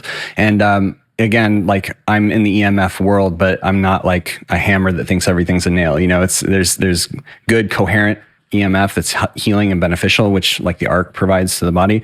And then there's incoherent noisy signals that really kind of wreak havoc on our voltage gated calcium channels and our physiology. So it's really, magnetism's everywhere in reality, and really kind of getting to the crux of like what it is really key to kind of understanding energy in general, I think. Well, in our last conversation, we did focus a lot on EMF because you're the U.S. Rep distributor for Blue Shield, which I have all around the house. Actually, someone today on Instagram was asking me on a DM, like, my husband has Lyme and he's really sensitive to EMF. And so we just bought a new car and we have 3 days to determine where they're going to keep it. And he gets really nauseous when he's in the car. And I'm like, I relate. All new cars are just horrible with EMF. I don't care if they're a Tesla or not. To me, any car that is running on microchips and has radar in the bumpers and, you know, a Wi-Fi router inside. Yeah. My car is just horrific with the EMF, but I have 2 Blue Shield devices in mine. Oh, wow. I have the little plug-in one that goes in the lighter. Yep. And I was like, I don't know. It's kind of small. I don't know if that's enough. So then I have one of the, the big, like the home unit, not the cube, but the one that's shaped like this. Oh yeah, the premium ultra. Yeah, I have one of those plugged into an adapter in there, and so people that are interested in the kind of the negative kind of EMF and ways to protect it can go back to number 506. But I kind of forgot. Yeah, you're really knowledgeable about that. I'm going to resist the temptation to go too deeply into that. But maybe a great place to kind of start to unpack this is really the difference between non-native EMF and what would be native or natural EMF, in the conversation here of PEMF, right? Where we're actually talking about EMF that's more compatible with the body and is replicating the EMF of the earth. Because that's one argument I get from people when I start going on about the dangers of EMF, you'll get trolls that are like, the sun is EMF, everything's EMF. I'm like, yeah, but it's native. You're talking native versus alien. So maybe, define the difference there. One, deleterious to our health and energy. One, very positive and supportive. Yeah, so that gets a little bit philosophical because like we come from nature and what we develop is coming from nature. And all there is like basically a white noise of energy out there. Like all there is there's really energy. So it's really, to simplify it even more, it's more about coherence and incoherence. So if you have like a router, which we're calling non-native EMF, these repetitive and chaotic signals, like for example, you have this really nice sine wave coming in your house. And a lot of people say, oh, the sine wave coming in your house at 60 hertz or 50 hertz or whatever country you're in. That's bad EMF. Well, no, it's not really that chaotic until it starts hitting, your refrigerator and all these alternating current devices that create this dirty electricity that builds a field effect in the room. That incoherent field will affect the biology negatively. With a Wi-Fi router, for example, you're getting a signal, but there's all these informational wave packets on it. And with cell phones, the same thing. If I send you a text, the carrier signal that gets it to you is encoded with these informational wave packets. And that's what wreaks havoc on our body. And probably the best research, I don't think it's the full picture, but it's a huge part of the pie. It's Dr. Martin Paul's work when he studied the voltage-gated calcium channels. There's basically two different pathways that are affected by electromagnetic radiation in general. And so you can have incoherent electromagnetic radiation that stimulates the flooding of these voltage-gated calcium channels up to 100 times normal amounts, which is huge for like the calcium signaling as far as like sending signals in your body and normalizing or regulating physiochemical responses in the system is thrown off massively by just a small increase of calcium, let alone a lot. And there's potassium channels, there's all these different channels. So that affects the peroxynitride pathway. That's a high or a far upstream mechanism of oxidative stress, which is connected with every chronic disease, right? However, if you use something that's coherent, like a point source magnetic field, for example, that goes on a different pathway of the voltage-gated calcium channels to the nitric oxide, and then that converts to NRF2 pathway, which has the healing qualities that we see from EMF. So it's a very nuanced conversation. It's not just like EMF's bad or EMF's good or EMF doesn't matter. All there is again, energy, and it's just about like the coherence, the type of signal, how it's generated, and what the application is to the end subject or user for therapeutic or deleterious effects, like you're saying. That makes sense. Yeah, the coherence is, I think, the key there, right? And if you think about music being frequency, vibration, dissonance sounds bad, generally speaking. I mean, there's, some jazz and stuff. If it's done intentionally, I think there's a way dissonance could be cool. Or you could listen to Sonic Youth or something, it's like, oh, cool. It has a vibe. But generally speaking, if you go up to a piano or a guitar and you hit a certain couple notes together, it will sound irritating. Yes. And other notes together harmonize and create chords and sound beautiful, right? It's like we just kind of innately know this. Anyone that's been at someone's house who doesn't know how to play electric guitar very well and is doing so will irritate the shit out of you. Someone that's pretty good at it sounds nice, and you're kind of like, oh, do more of that, right? So I think we innately understand the idea of coherence because it just sounds better, feels better, and has that effect. But I think when it comes to magnetism and EMF, the thing that's so frustrating about trying to convey some of the negative effects of it to people, and also to explain, as we're going to do here today, the positive effects, is it's invisible. Right. So it's like, you can put, I don't know, you could put some glyphosate under a microscope and you see it there, right? Whereas EMF is just like, I don't know, I feel fine. I don't notice that there's 45 smart technologies in my house and I'm sleeping with my phone under my pillow. It's like you only kind of feel the effects, and it's difficult to distinguish causation from correlation when it comes to the impact that they're having on you, the negative impact, because it could be anything in your environment. So that's the thing. I'm always like, someone needs to invent some kind of special camera, that can like show the magnetism in the fields in our environment so that you can see like, oh, wow, that router over there is making a bunch of crazy, incoherent waves that are flying through our house. Well, it's interesting you say that because like people are fascinated with magnets, especially as kids, because like you can take magnets and push them together, and depending on what polarity is facing it, they'll repel each other. Like there's an invisible barrier that you can actually, it's demonstrable. You can see the effect of that happening, or you flip them the other way, they'll collapse or implode towards each other. And that has to do with the dielectric and magnetic, which is essentially the same thing.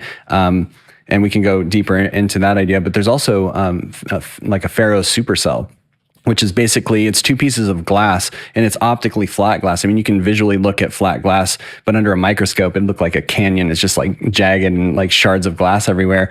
But optically flat glass under a microscope is perfectly flat. And you can put a ferroreactive fluid in there and basically backlight it, and you can see the lines of force. So that's like a viewing tool that you could use. And people that are watching, you can go online, there's tons of pictures, tons of videos, and that's a really cool thing, because what you see in the center of a magnet is a black hole, and that black hole is the dielectric. So that's where the energy flows into, and they're always kind of trying to dominate each other, like black holes in space. When you look at it like from a cosmology point of view, it's the dielectric has basically superseded magnetism's ability to keep things in the physical reality. So it implodes into an infinitesimally small point. And likewise, like the magnetic is basically the loss of dielectric rest energy or inertia, because we have to understand a primary aspect of what energy is, and energy is rest. Everything, again, seeks that rest point, and then the loss of inertia. Like if you explode a bomb, you can look at that, and most people are conditioned like think, wow, look at all that energy is being generated. But that's actually the loss of potentiality. So a magnet is like actuality, and the dielectric is potentiality, and they're essentially two sides of the same coin, if you want to think of them that way. They're the same thing. It's very similar, to use the analogy of water. We look at water and we get very pinpoint focused on things as humans, and we like to isolate and segregate things, and we're like, okay, well, ice is different than steam than water. And we all know just obviously that water is all of those, but there's a modality of cold applied to water to create ice, or there's a modality of heat to create steam. So the magnetodielectric nature of the reality is that the torus and the hyperboloid, the dielectric and the magnetic. So that's a key understanding, and that's something you can visually see under a ferrocell pretty easy. Well, it's control, and control is the opposite to love, really. If love is allowance, control is the opposite, and we want to be in loving consciousness in all that we do. So it's finding that balance between giving 110% and doing it from your heart for the circumstances without trying to impose your perspectives on others. And that's a really fine line. It takes time and experience to sort of master. Yeah, a marriage is a great place to learn that. Yeah, it's so true. Any relationship. Yeah, with totally. Relationships with children too. Oh, I can imagine. Yeah. Yeah, that was always one of my fears about having kids, is like, how am I going to let them go and just have their own experience, but still be a guide? How have you navigated that? Like the sovereignty of your boys versus the mother bear that is rightfully being mindful of, possible danger or missteps, etc. I feel nothing is like the unconditional love you have for a child. No other love that I've experienced, or at least prior to having children, I didn't understand what unconditional love was. And then when you have children, you realize that it doesn't really matter what they do. You may not like it, but you will always love them. And it's to apply that in everything that we do in life. But with the boys, I have chosen to be a wise guide for them and to allow them their experiences, even, if I don't agree with them, that some of their choices that they may make in life, in earlier life or later life, because that's the only way they're going to learn. They're not going to learn by me telling them what to do. They learn through their own life experiences. And so why would I rob them of that by trying to sort of manipulate their life path? And how would I know what their life path is? They will, they have their own higher power, their own source, their own heart, and use it, if they use their heart as a compass, that is their journey. And I try not to interfere with that, or I choose not to interfere with that.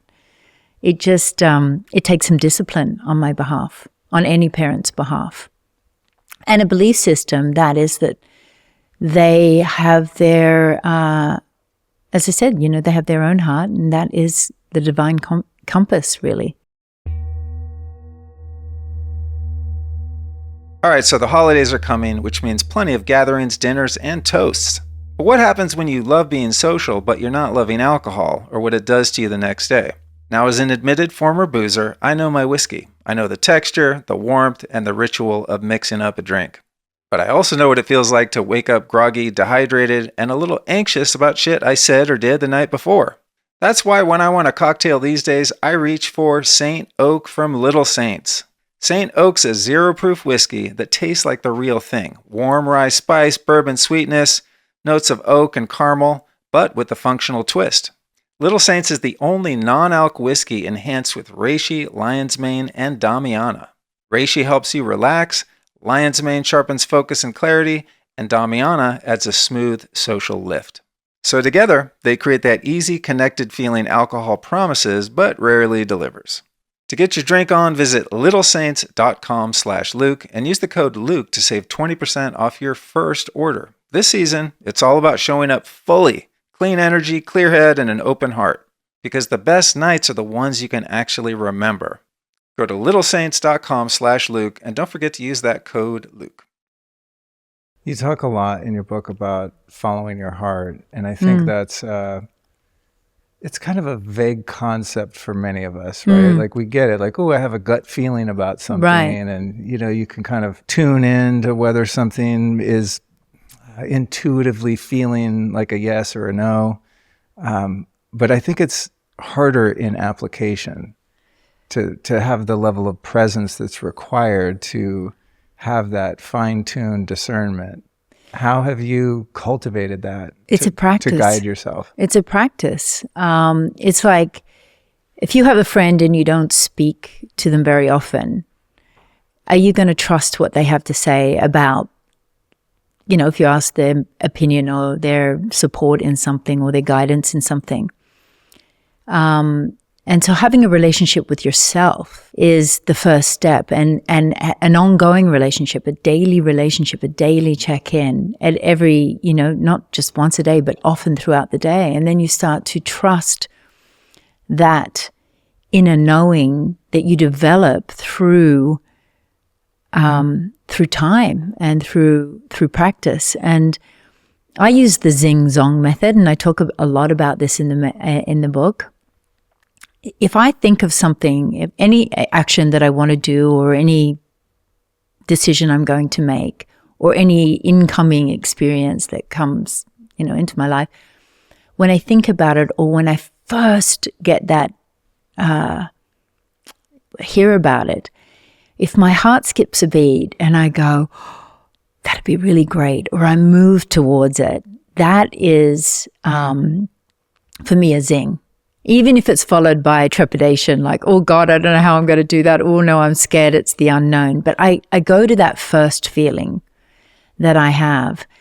And in order to hear that or feel that or sense that, it requires us to be quite still, in a daily practice, whether it's in meditation, or whether it's just taking a breath and stopping before every circumstance. So, it's a practice, and it becomes stronger and stronger over time, and we start to trust it over time. And it has been a wonderful guide for me throughout my life. And I choose to tap into it as much as I can. In fact, I'm the most uncomfortable when I can't hear it. And I can't hear it if I'm in fear. And that happens, over time. Because then everything feels like a no. Everything feels like I can't cope. Yeah. I think about that sometimes in terms of self-will.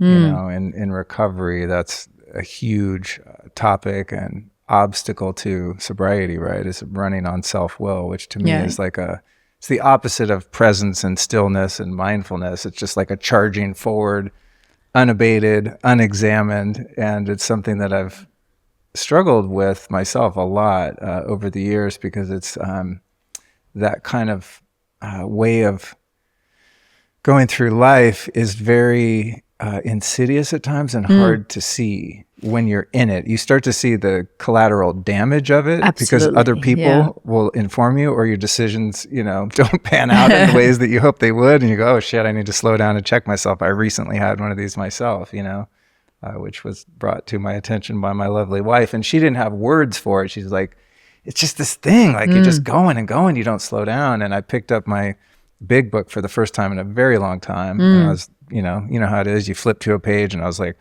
our problem is that we're on self-will run riot. Yeah. And that word, run riot, I was like, that's the thing. Yeah. Oh my God, I learned that 28 years ago, I thought. Yeah. Well, we relearn it as we have experiences. For me, the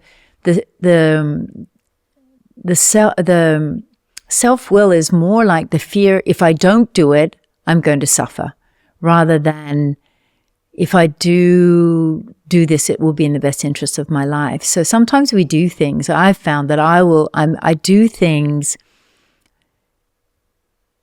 because I'm afraid not to do it. So if you look at addiction, it's like, I'm going to feel like shit if I don't do this.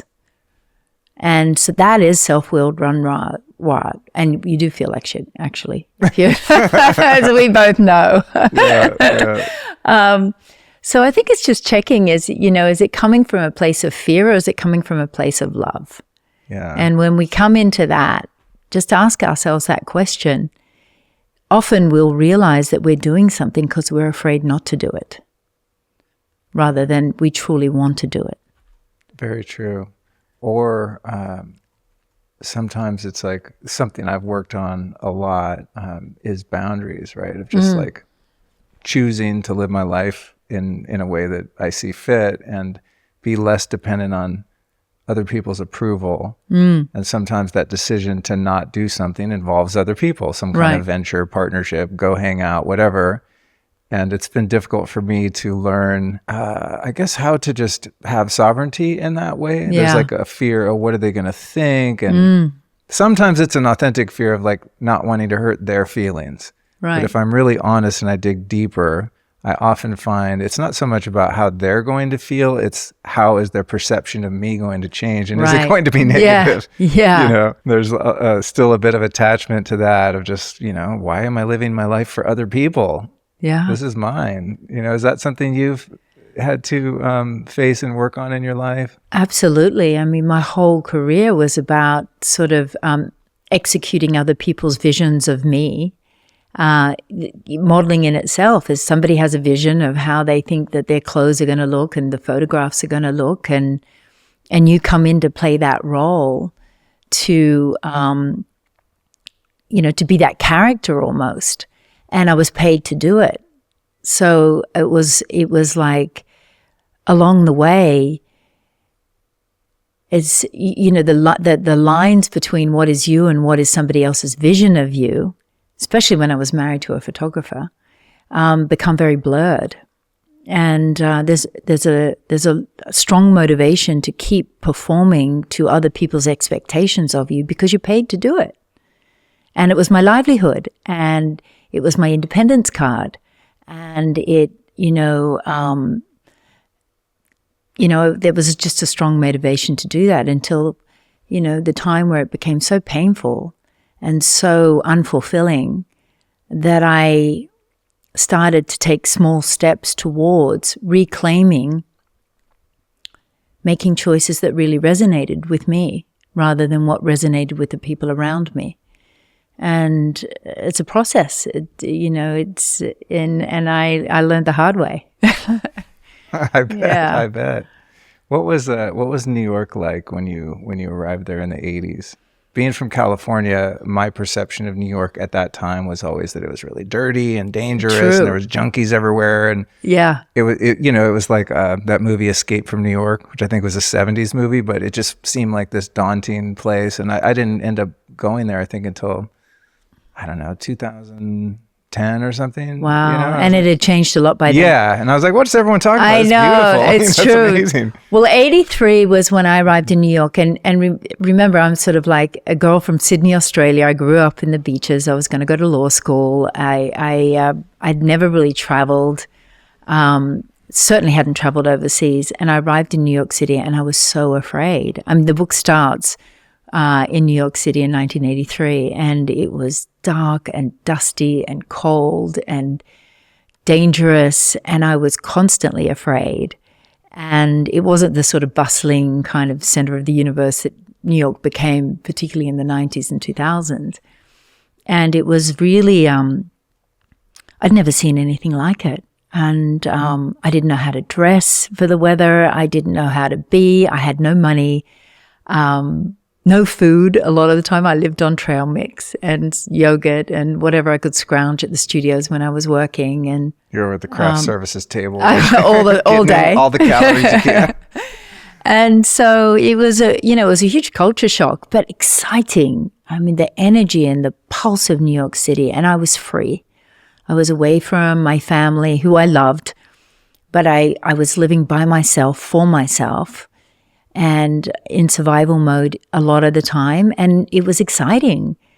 And I got to experience a lot of that craziness in the 80s and 90s, nightclubs and meeting famous people and going to restaurants and travel, and it was so kind of invigorating. And I was forging my way in a career that was really kinetic and inspiring in many ways.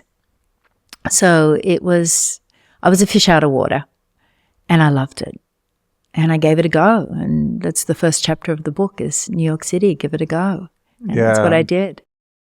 Well, I just figured, look, I've been sober for 21 years. And so it's not like I'm newly sober and I'm just, spouting off about, everybody should get sober. I've had a long history of many, many meetings, and there are old school sponsors and people in AA that always say, anonymity is extremely important. But then you see people like Eric Clapton who speak and who go to meetings all the time, and he is a very valuable member of AA, and I'm not breaking his anonymity because he speaks about it. He has been an inspiration for a lot of people. My book is really is a book of tools and wisdoms to help people on their journey. So if I was to not write about that aspect of my life, which it has been so important, A, it would be inauthentic, and B, I'm not using an opportunity where I could be helping people who are struggling. And so I felt that it was important for me to be honest about it.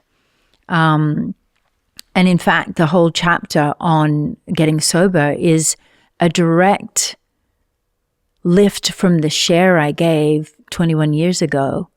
The whole chapter is just reliving exactly what I said in that meeting, what I was thinking, what I was feeling, and what I said in that meeting.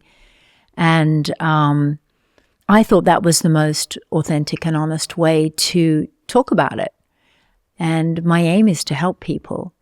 And if one person decides that they want to consider getting sober because it feels resonant for them, then the job is done. It only takes one person for it to be a valuable and worthwhile exercise, and I felt that it was really important. But I did struggle with that.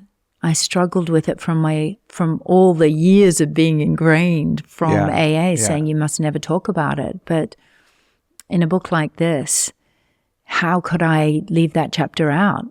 Yeah. Honestly. Yeah. Or it would be so laborious to maintain some ambiguity. Yeah. You know what I mean? It's like you beat kind of around have the bush. Hey, here's what happened. Yeah. And here it is. And it's interesting. I think too, where we are now culturally versus where we were in, 1935 when AA started, 1939 when the book was written. We're in such a vastly different place that I sense that some of while I don't throw any of the traditions, out wholesale, things are also much different now. And 12-step groups are so interwoven into culture now, at least Western culture primarily. But there's not like the kind of stigma that there was at that time, which a lot of the anonymity, why it was called Alcoholics Anonymous, was because it was so shameful to be a drunk. And most people that wound up there were such low bottoms, right? It was like, you know, basically like bums on the corner with a brown paper bag kind of thing, right? And also AA was just starting out. So they were protecting the community for, you know, they wanted to keep it pure and they wanted to protect it. And so they didn't want people going out and talking about it who didn't have long-term sobriety, especially. Right. Because it might turn, you know, but now it is such a strong community, and there's so many different facets of it, you know, between Al-Anon and the AA and NA. I've been through most of them. Adult Childs of Alcoholics, and, you know, there's all the different flavors, and it's been around for a long time, and it is a beautiful sort of life path or a life map for many people. It's saved many people's lives. Yeah. And I'm not saying that everybody should go to AA. I share my experience. Getting sober, really, and why I got sober and how I got sober and the benefits of it. And, you know, it's attraction, not promotion. And I am not promoting this specifically. I'm sharing my experience. And if you want what I have, then go check it out. Yeah. You know, that's really the way I see it. Yeah. I mean, it's a beautiful thing. Anytime someone makes it out of that, it's meaningful to me because I know how difficult it is. I mean, it's not for the faint at heart. And I'm thankful, like you know, you talked about Aerosmith. When I first started going to meetings in London, in the beginning, I would go because I saw a lot of famous people, you know, like actors and musicians, and it was way cooler than the people I was hanging out with. Like going to a 7:00 AA meeting, there were more interesting people, wise, connected to their heart, honest, talking about stuff that nobody ever talked about, you know, being real and glamorous people. And so that kept me going to meetings for a long time. I'm so grateful that they went. Yeah, that's a good point. Until I developed my own sense of strength and reasoning to be in meetings. And, you know, today it's a question of service. And I see this chapter as being a service chapter. And in fact, the how chapter, which is the honest, open, and willing, how to stay sober, the publisher originally didn't want to put it in. She said, oh, it's too boring. I said, no. This is the whole reason for it. You know, this is not to tell a drunkalogue of, you know, what my life was like and all the different things that happened. What I want to share with people is how to stay stopped doing any compulsive behavior. And it's not just alcohol, it could be anything. How do we stay focused on what we want and not what we don't want? And, you know, addiction today is not reserved just for alcohol. There's so many, you know, and you talk about a lot on your podcast, which I love. And we look at kids addicted to their phones. Not just kids. Yeah. I have really... It's true. My addiction, I'll be real about it, and it really is an addiction because it qualifies based on my criteria, which is something, any behavior I'm doing that has deleterious effect on my life or lives of people with whom I'm relating. And I'm aware that it has deleterious effects, and I can't control when and how much I do it. Yeah. And that, or if you do it or not. Yeah. And that, especially that. But I think some of the other addictions also are much harder because they don't have as devastating of consequences as a drug addiction or alcohol addiction. For me, it's what used to be called Twitter and is now called X. Right. Like, I actually have a block. There's an app called Freedom that you can put on your computer and your phone, and you can set it to block whatever, like your email, all internet, different social media. And I have that block, and I'll wake up in the morning and be like, put the block on. And I'm like, I'm just going to check real quick, you know? Yeah. And it's that thing, you know, I'm just going to have one drink or whatever. I mean, I never fooled myself to think I would just have one drink, but maybe I'm going to drink tonight, but I'm not going to do hard drugs. You know, that was my self-delusional denial. But and of course, one led to the other. Oh my God. Yeah. Always. I mean, just insane. But yeah, for me, it's that. And I think that and nicotine are probably the two things in my life now where I feel like they have more control over me than I have more control over. But because they're not on their face not that destructive, and they don't like they're not going to cause me to lose my career or get a divorce or spend all my money. But you're not living the life that you want to live. It's more of just a fine-tuned like mental health kind of thing, right? Yeah. I know I'm much happier when I'm less tied into what's going on out in the world, especially things that I can't control, which are the things that I feed on Twitter, mostly around what's happening geopolitically and just in culture. And you like to stay in touch I mean, because that's the you have thing. this podcast, and so you're going to be talking to people. You want to know what's going on, so there's a great reasoning for it. And you're right. Any behavior that we do that undermines is unself-loving, and we're repeatedly doing it can be an addiction. I mean, there are many people that are addicted to fear and to drama in their lives, and that is it is so self-damaging. Perhaps even more than alcohol, because it really affects. It's so insidious. It's hard to pinpoint, and it undermines everything we do. And so, it is a kind of nefarious road, the road of refining, living the life that we truly want to live, bringing our true essence into the world and living the kind of life that we really want to live without the dissonance or without the, what do they call it in the Law of One? I forget. Distortion. Without the distortion.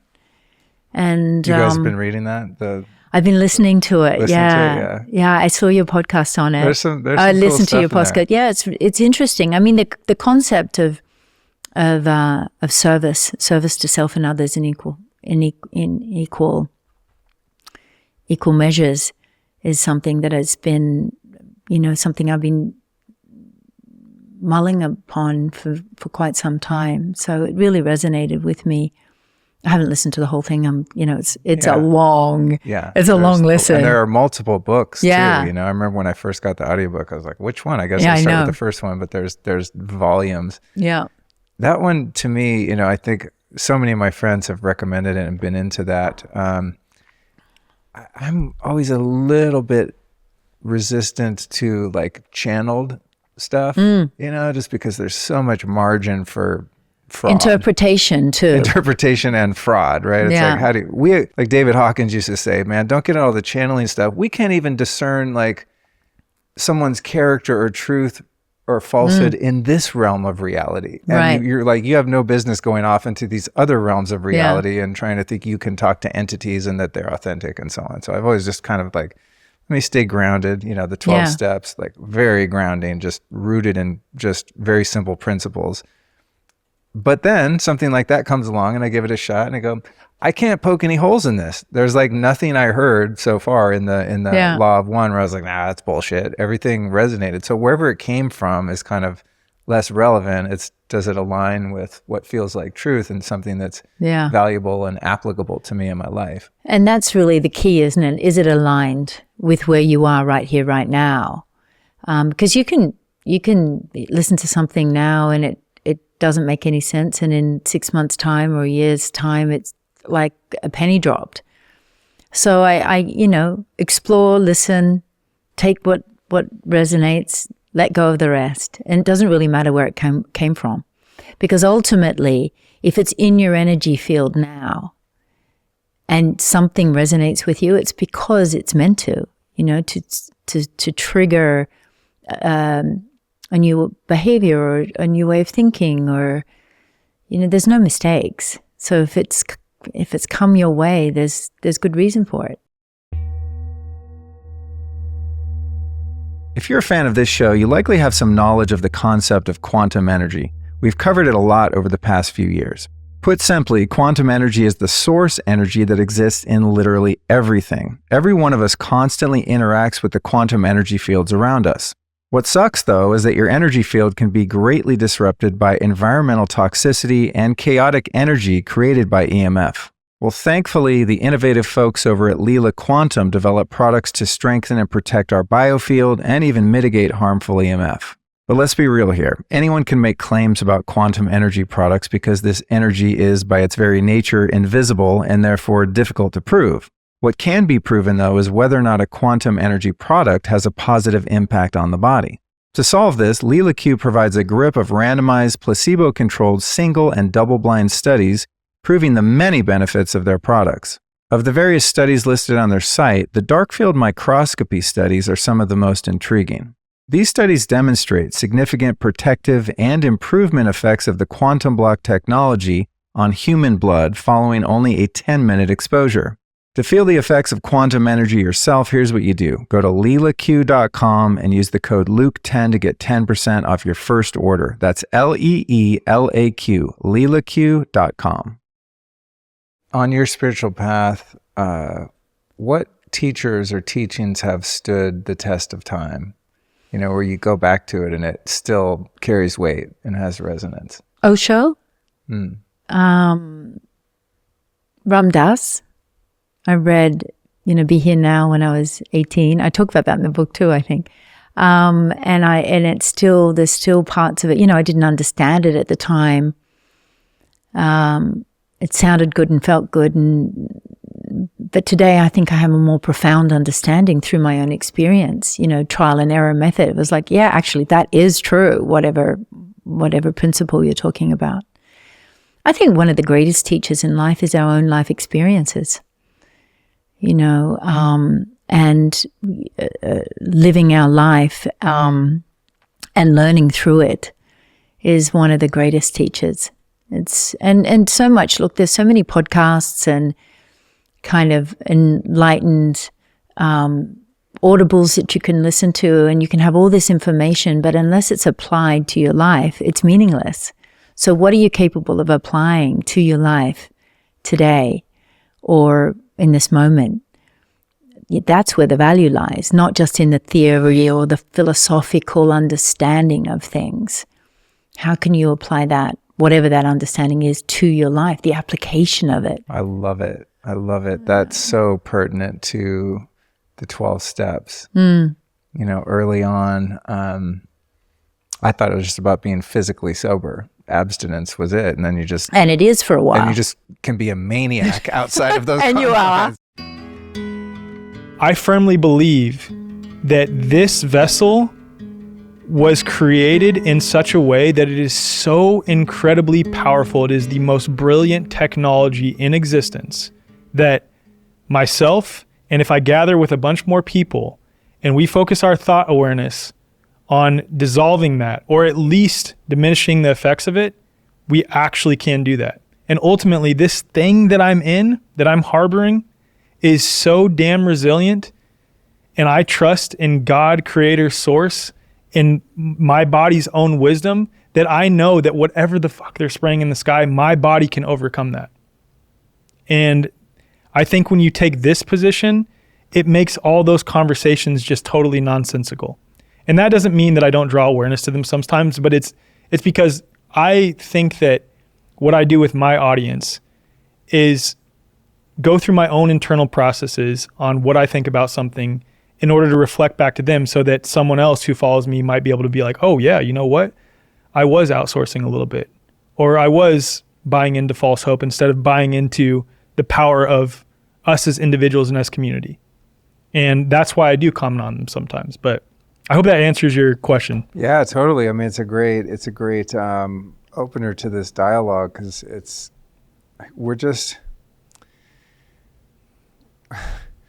humans we have a negativity bias in the brain for survival, right? So we're always looking outside of ourselves for safety or the lack thereof. And if we haven't identified and integrated our own power, the next logical move is to look for something or someone to save us from what we perceive to be threatening. Yeah. And I see this in my own life, because I agree. I mean, I can choose the water that I drink. I can choose the food. I mean, I have a little bit of agency over EMF in my house, at least when I'm there. So even though there are, a few things kind of within some degree of control, as an example, the geoengineering, that's like the one thing that really bothers me, because I feel totally powerless. to affect change. So I find myself, like, I'll be on Twitter, like, tagging Donald Trump and Elon Musk and RFK. I'm like, you guys, fuck your Doge, like your Epstein files. I want to see the pilot files. Yeah. You know, like, okay, I mean, it's sad that all those kids got abused. I totally relate to that on a personal level and deeply. Yet, like, what's that going to actually change about our future if some of Epstein's clients, you know, are actually held accountable, which I know they won't be anyway. They're not going to do that anyway. Let me comment on that one more time real quick. It's like, again, I'm not saying that you shouldn't do that either. Like, I hope that they take that on, but the more that I outsource power and agency to them, and I as one individual do it amongst a sea of other individuals who are looking to them to do it, instead of all of us making decisions collectively. Like when you bring up, it would be a little bit difficult and it would take some time when it comes to geoengineering, but we can affect change. We remember those pilots are human beings in and of themselves. I used to be an agent of the state. I went to West Point, the world's preeminent government indoctrination camp. I was fully indoctrinated to believe that that was the right thing to do, to be a part of this machine that is the Department of Defense, quote, fighting for freedom against enemies, foreign and domestic, right? And if I can wake up to the problems with that, so too can all these other people who are acting as agents of the state. And what it requires is that those of us who can see what's going on truly embody our own position and continue to educate people to, rather than vote for a new authority figure, vote with their dollar, vote with their decision making, because just like you said, you can control your EMF environment in your own home to a large degree. Yeah, you go to hotels and things like this, and they are riddled with non-native EMFs. But the more that those of us who are just average people take back our own power and make decisions ourselves, and then educate others openly, unashamedly, authentically, and stop trying to rely on government, who has time and time again given us false hope when a new person comes into power, the more that it will actually create change in the real world, to where hotels won't have freaking anyone come there because it's like, oh, the people are now aware of non-native EMFs and they don't want to come to our hotel unless we deal with this. I mean, you saw some companies do that over the last 5 years, where they are sort of forced to change because of not government doing anything, but societal trends of people now being hip to certain things. So it's like, oh shit, if we want to save our bottom line, we are going to have to adjust a little bit to this. And that's the real power that we have individually and collectively. Totally, man. I mean, I think about that with, you know, when I'm on Twitter trying to get one of my fantasy saviors to do something about geoengineering, for example. And then I was doing that yesterday, and then I got a text in our law dojo, and someone's like, hey, I'm doing the Cal Washington Empower thing. We're going to start litigating against, you know, 5G and chemtrails. And I was like, I'm too busy, you know? Right. Which I am, you know, I have my own way of kind of contributing to that solution, but that's a lot harder to open that text, join the group, go on some Zoom meetings, figure out who we need to litigate, who's going to spearhead it, how do we prepare the, you know, the motions, how do we file, yada, yada. I mean, there's a lot to do and a lot to learn. It's a massive responsibility. And myself included, I'm like, nah, too hard. I'm just going to tweet at, you know, some person that I assume to have authority to protect me and save me from it, because I don't want to deal with it myself. I mean, that's just one little example of what you speak to here. It's just, we're ingrained, I think, from being in school. And like, you ask the teacher permission to go to the bathroom. It's like, what? My body wants to do something. I don't need to ask anyone. I go do it. Right. You know what I mean? It's like, I mean, from day one, even our parents, you know, giving birth to us in a hospital, it's like the man in the white coat is their authority, telling them how to handle us from the time we enter this world. And we observe that on some level, and we follow that. I think, like, when you turned me on to, what's it called? The greatest superstition? What's the most dangerous superstition? Most dangerous superstition. Dude, I've read a lot of books that have been meaningful to me, and I would say changed my life. That one by Larkin Rose, and we'll put it in the show notes.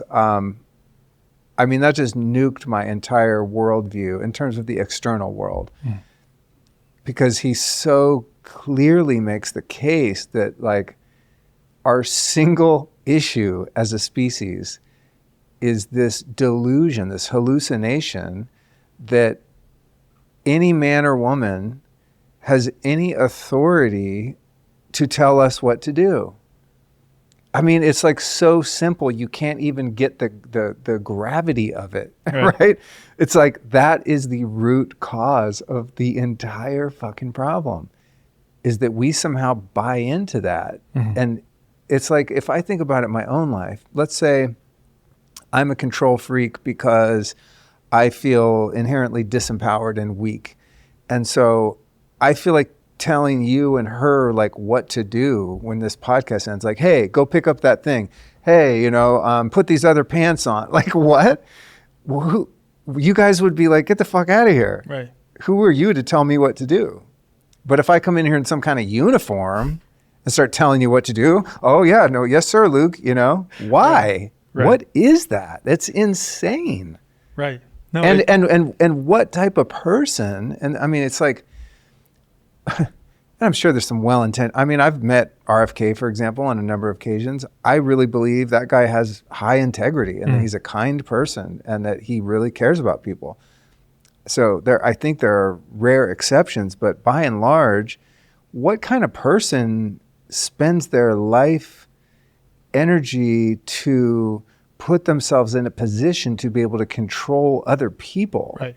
Like, that's a weird motive. I don't want to control anyone. You know what I mean? Let's say you even had good intentions behind it too. Can you imagine thinking that your perspective and your outlook on life is so incredibly good and it's the best perspective that you need to wield it against other people using the mechanisms of government? Yeah, because the mechanisms of government are coercion, violence, and death, right, or imprisonment. Right, exactly. I mean, that's... If you don't follow the dictates of these assumed phony authorities, that's how they enforce. Yeah. Right? It's like, it's enforced through threat, coercion, violence. Like, right, that's the only reason any of us listen to any of them. And I would say the other one too, this is the unspoken one, this relates back to geoengineering as well, is tacit agreement too.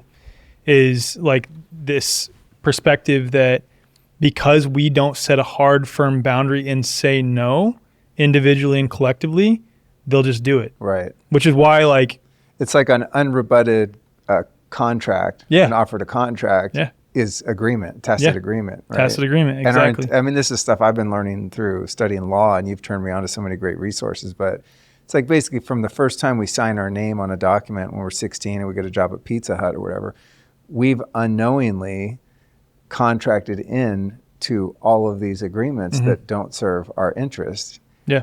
Because we believe in the authority that asked us to sign them. Exactly. And you didn't need to read that thing, your W-9, whatever. Yeah, no, this is what everyone does. This is what we do. You got to be a good citizen. This is how you're a good person. You're responsible. You're an adult now. It's part of the thing. Driver's license, you got to have one, and you come to find out later, you didn't need to do any of that stuff. It was all voluntary. Right. And that's what it all comes back to me, man, is belief itself. Like your foundational belief systems that lead to your thoughts and feelings, that lead to your spoken words, that lead to your actions. Like that is the foundational thing. And that, I think, like played or had a huge impact, for example, when it came to COVID. Not only like when it came to the illusion of authority itself, but to the manifestation of disease symptoms. Like I don't think people really grasp how much their foundational belief systems individually and then also collectively play into the actual physical reality. And that's why I love Veda Austin's work, is because that is a perfect example of that water, which we are 99% molecularly, 70%, 2/3 by weight. Water permeates all facets of this reality. It permeates all of, biological life, and water is very clearly impacted by thought awareness oriented towards something. And again, what precedes that is someone's belief systems. And just to give an example of how that played into COVID, I brought this up last time we talked, but the second strongest risk factor for death associated with COVID was fear/anxiety related disorders. But there's another piece of that. This book that just came out by this guy named Daniel Reuters, and he's a naturopathic physician out of Australia. And he wrote this book called Can You Catch a Cold?, where he examines the studies throughout history attempting to demonstrate that disease is spread by healthy people coming into contact with sick people or their bodily fluids. I'm getting to a point about belief here. Well, I can't wait to go into that one. Yeah. That's I mean, anyway, go on. Yeah, we'll but get there. I'm just trying to indicate like how much belief plays into things, and people don't realize that, like, more than just on an individual bringing in symptoms, but like on a mass scale, right? So in his book, he examines these two, I guess you could say, meta phenomena: mass psychogenic illness and social contagion. And one example that he gives of mass psychogenic illness is in New Zealand, this drug that was an antidepressant had just gone off patent, so other companies could make their own generic version of that drug. A lot of people who are taking this one specific generic version of this antidepressant started reporting to whatever New Zealand's adverse event reporting system is that they were experiencing side effects related to that drug. There were 27 side effects that were being reported across the board, like 27 common side effects. The mainstream media in New Zealand decided to run a story on this generic drug that was causing side effects, of which, again, emphasized there was 27 common ones. For whatever reason, when New Zealand's mainstream media organizations were running a story on this generic drug, they only named 6 of the 27 symptoms. So they ran a story saying, hey, a lot of people are experiencing negative effects associated with this generic drug. Here are the common symptoms to look for. They only named 6 of those 27. What then followed was adverse events reports skyrocketed only in those 6 symptoms that were named by the mainstream media, and not in the other 21 symptoms that were commonly reported before. The reason I bring that up is because I think that this is one of countless examples of how much our belief systems dictate, whether we realize it or not, the outcomes in physical reality. So going back to the illusion of authority, how much our belief in the so-called elites or the parasitic class having this power, of which I have to catch myself on that shit all the time too and not slip into that, oh, like, look at what they're doing, this is ridiculous. And it's like, no, dude, no. Those are just men and women. I mean, maybe reptiles, I don't know what the hell they are in some cases, but point being, they're probably men and women, and I'm continuing to outsource my power to them, thus giving them more power by my foundational belief systems that have a measurable impact on reality itself. And if I'm one individual who's doing that, what happens when we're doing that collectively? What happens instead if we get those same individuals to focus on the power of community, the power of coming together to create something that makes that whole paradigm obsolete and makes it the man behind the curtain in the Wizard of Oz that it actually is? It's all predicated on our belief systems. That's it. I'm just trying to indicate like how much belief plays into things, and people don't realize that, like, more than just on an individual bringing in symptoms, but like on a mass scale, right? So in his book, he examines these two, I guess you could say, meta phenomena: mass psychogenic illness and social contagion. And one example that he gives of mass psychogenic illness is in New Zealand, this drug that was an antidepressant had just gone off patent, so other companies could make their own generic version of that drug. A lot of people who are taking this one specific generic version of this antidepressant started reporting to whatever New Zealand's adverse event reporting system is that they were experiencing side effects related to that drug. There were 27 side effects that were being reported across the board, like 27 common side effects. The mainstream media in New Zealand decided to run a story on this generic drug that was causing side effects, of which, again, emphasized there was 27 common ones. For whatever reason, when New Zealand's mainstream media organizations were running a story on this generic drug, they only named 6 of the 27 symptoms. So they ran a story saying, hey, a lot of people are experiencing negative effects associated with this generic drug.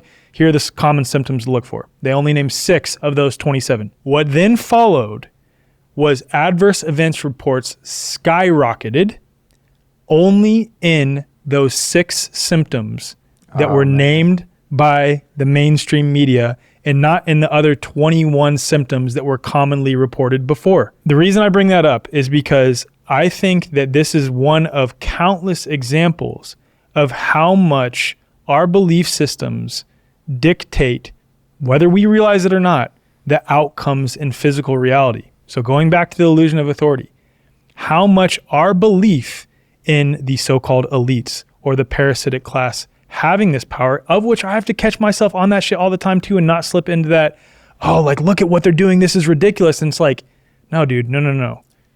Those are just men and women. I mean, maybe reptiles, I don't know what the hell they are in some cases, but point being, they're probably men and women, and I'm continuing to outsource my power to them, thus giving them more power by my foundational belief systems that have a measurable impact on reality itself. And if I'm one individual who's doing that, what happens when we're doing that collectively? What happens instead if we get those same individuals to focus on the power of community, the power of coming together to create something that makes that whole paradigm obsolete and makes it the man behind the curtain in the Wizard of Oz that it actually is. It's all predicated on our belief systems.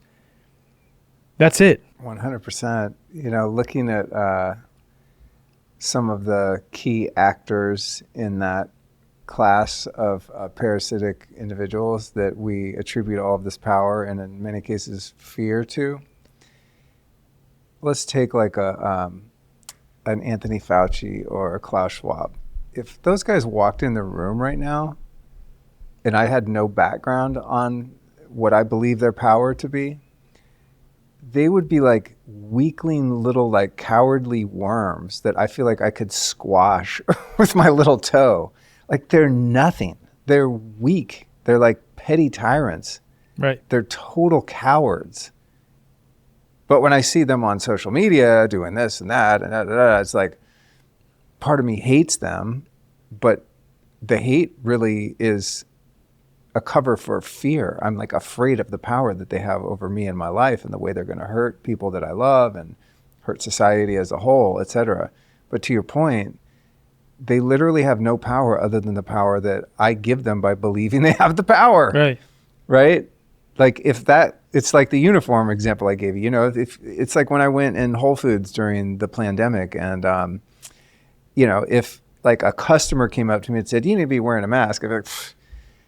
But if the manager came over in their little Whole Foods shirt, I mean, I didn't respect them, but I was more afraid of them than I was the customer, Karen, because I want to get my bananas or whatever, you know, there's something there that I want and I believe that they have the power to prevent me from getting it, right? But if you switch those people and just put one in the costume and one not, now I'd be afraid of the other one, even though they're the same person I just wasn't afraid of. Wild, right? Yeah, it's like, it's so much of this is like a mind game. And we all do it. And that's where it's important to have people around you who are of the same mindset, because it goes without saying that it's much easier for multiple people to stand up to some paradigm than it is for just one person to do it by themselves. Like there's examples of during the whole charade of 2020 through 2024 of when the mandates rolled out, people trying to stand up by themselves as one individual within, you know, whoever they were employed by, and failing, because it is much harder for one individual to do that. A lot of them were able to hold people accountable afterwards. Some of them weren't. Some of them are still working through that.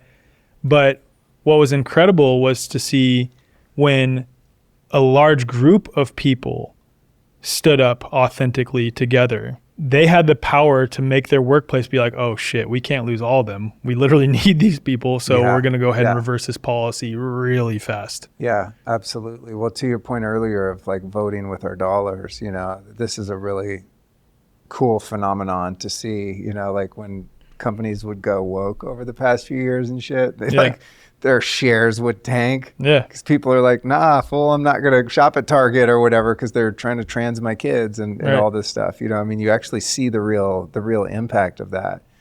I'm just so curious, like how, I mean, other than having conversations like this and hoping that they resonate with a certain number of people, I wonder what the real like needle moving antidote is in our dispelling the hallucination that any single man or woman or group of men or women have any authority over us whatsoever. And I think part of it might be in reviving historical context in the sense that over all of recorded history, the number one cause of unnatural death has been the government. Right. everywhere in the world for all time that we know time existed. Right. Nothing has killed more people than the government in one shape or form. And the government is given that power to destroy us solely through our believing they have the right to do so. Yeah, 100%. Or our fear of the repercussions if we don't give them that right. Have you heard of the Free State Project in New Hampshire? Mm-mm. Dude, I think the more that things like this can be replicated, and you could say that loosely what's happening by the congregation of large amounts of people in the Austin area who are libertarian minded might be another great example of that, although it's less formal, you could say. But the Free State Project is a project that I don't remember exactly when it started, but it's a formal project. It's literally an organization. I believe they're a 501c3 or 501c4.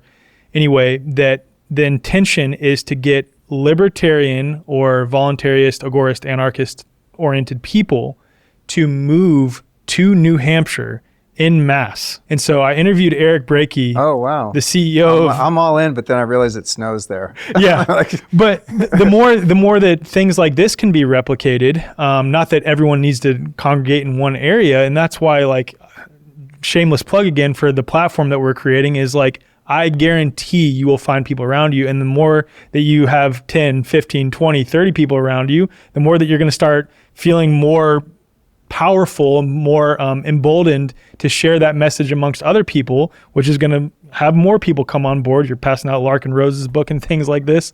I don't think many people can argue against his position. The only thing with Larkin's book is I wish they would redesign the cover. Yeah, I agree. It's not a very good cover. If the graphic design was just a little more up to date, I feel like it'd be an easier sell. I've shipped that book to people and I tell everyone to read that book. And totally agree. But then I look at it on Amazon. I'm like, oh man, I would have to really trust someone to open this book just based on the kind of totally agree with that. The kind of looks like a 5-year-old patriot drew the cover. No offense to Larkin or whoever did it, but yeah. But the Free State Project thing is an incredible example because what Eric shared with me when I interviewed him for my podcast, he's the CEO of the Free State Project. So the organization, not necessarily like dictating what happens in New Hampshire, but again, charged with getting people to understand, hey, the Free State Project is operating here. Our goal is to get as many people to move to New Hampshire as we can. He shared that during the charade of 2020 through 2024, even though overwhelmingly the New Hampshire government was left-leaning, it didn't freaking matter because the people who were moving to that area that were libertarian oriented, that at the very least wanted minimal government, if not no government, didn't believe in the illusion of authority, didn't acknowledge their power. Didn't matter. Right. It did not matter. Well, we don't see the potential of mass noncompliance because it's never demonstrated. Yeah. Right? It's like when I moved to Austin in 21, it was much more free than Los Angeles for sure. But if you went to downtown Austin, it was very repressive and weird.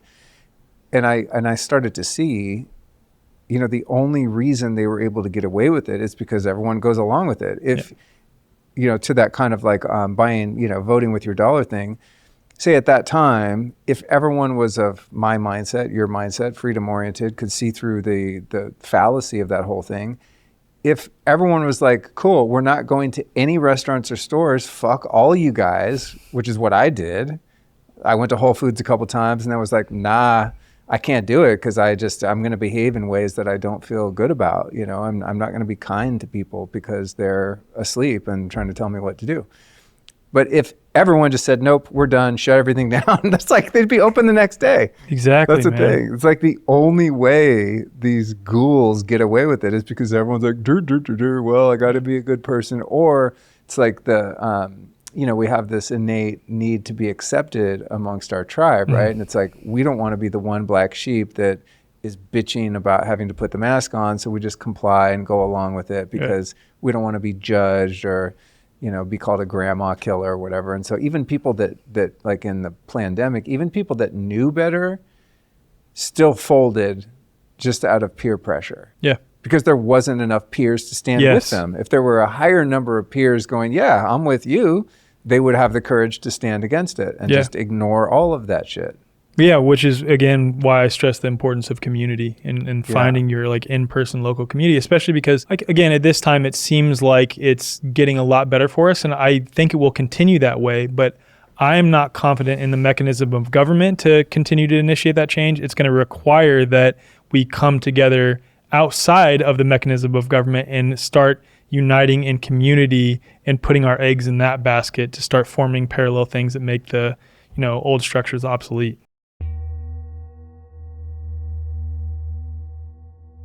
Check this out. With everything that's going on with our food, air, and water, detoxing is no longer optional. And if you really want vitality, it's an absolute must. One of the best ways to remove toxins from the body is through sweating. But did you know that not all sweat is created equal? When you hop into an infrared sauna, the light is absorbed deeply by the body, causing your cells to vibrate. And that raises core temperature and enhances natural metabolic processes, pulling out nasty toxins like aluminum, cadmium, and even mercury. The sauna I use on the reg is my Amplify full spectrum sauna from Sunlighten. Sunlighten's patented and science-backed technology provides the most effective, high-quality, near, mid, and far infrared available. They actually have 4 different sauna collections, each of which features different combinations of light and varying aesthetics to fit both your needs and your decor. And with any Sunlighten sauna, you can rest assured that you're going to sweat fast, sweat deep, and support your detox. And by the way, you can learn what makes Sunlighten my top pick on the Life Stylist Podcast, episode 477, so make sure to check that out if you want the deep dive.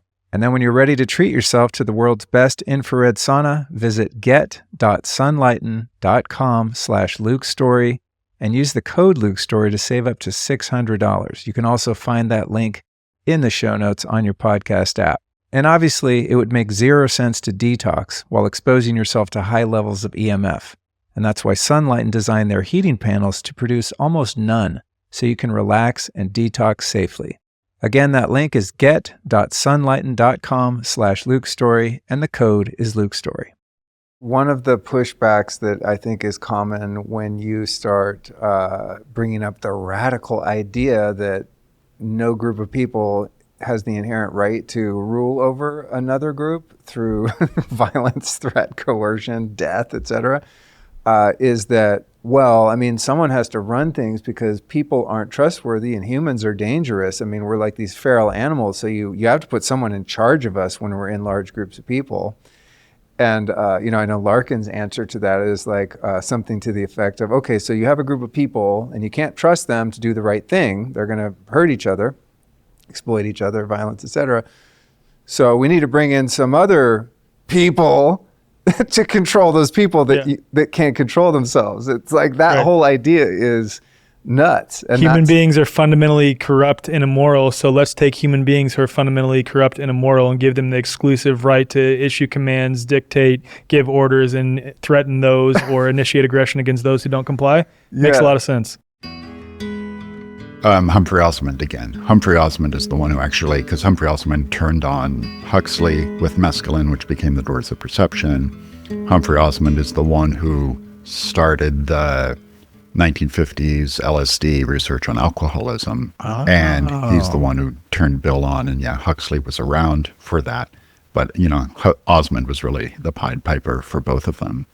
And, now the story, that movie, what was it called? I think it was called Bill W., the documentary about Bill, which talks a lot about the LSD use and stuff. But until that came out, there is an official piece of AA literature on some bigger meetings might have it. That book called Pass It On. It has a green cover. It's official. Yeah, you know it? Right. But it's not at every AA meeting, and most people haven't. You got to go to central office to the library and get it. And now and then I want to point out I had every book that organization ever put out. Because I'm just like, what is happening here? Right, right. And that book is fascinating and talks a lot about Bill Wilson's LSD use. And I always used to challenge old school AA guys. I don't know, that's urban legend. And no, it's in the book, man. It's here. And he had 6 experiences and 6, and thought it was going to be, he called it the great ego sublimator.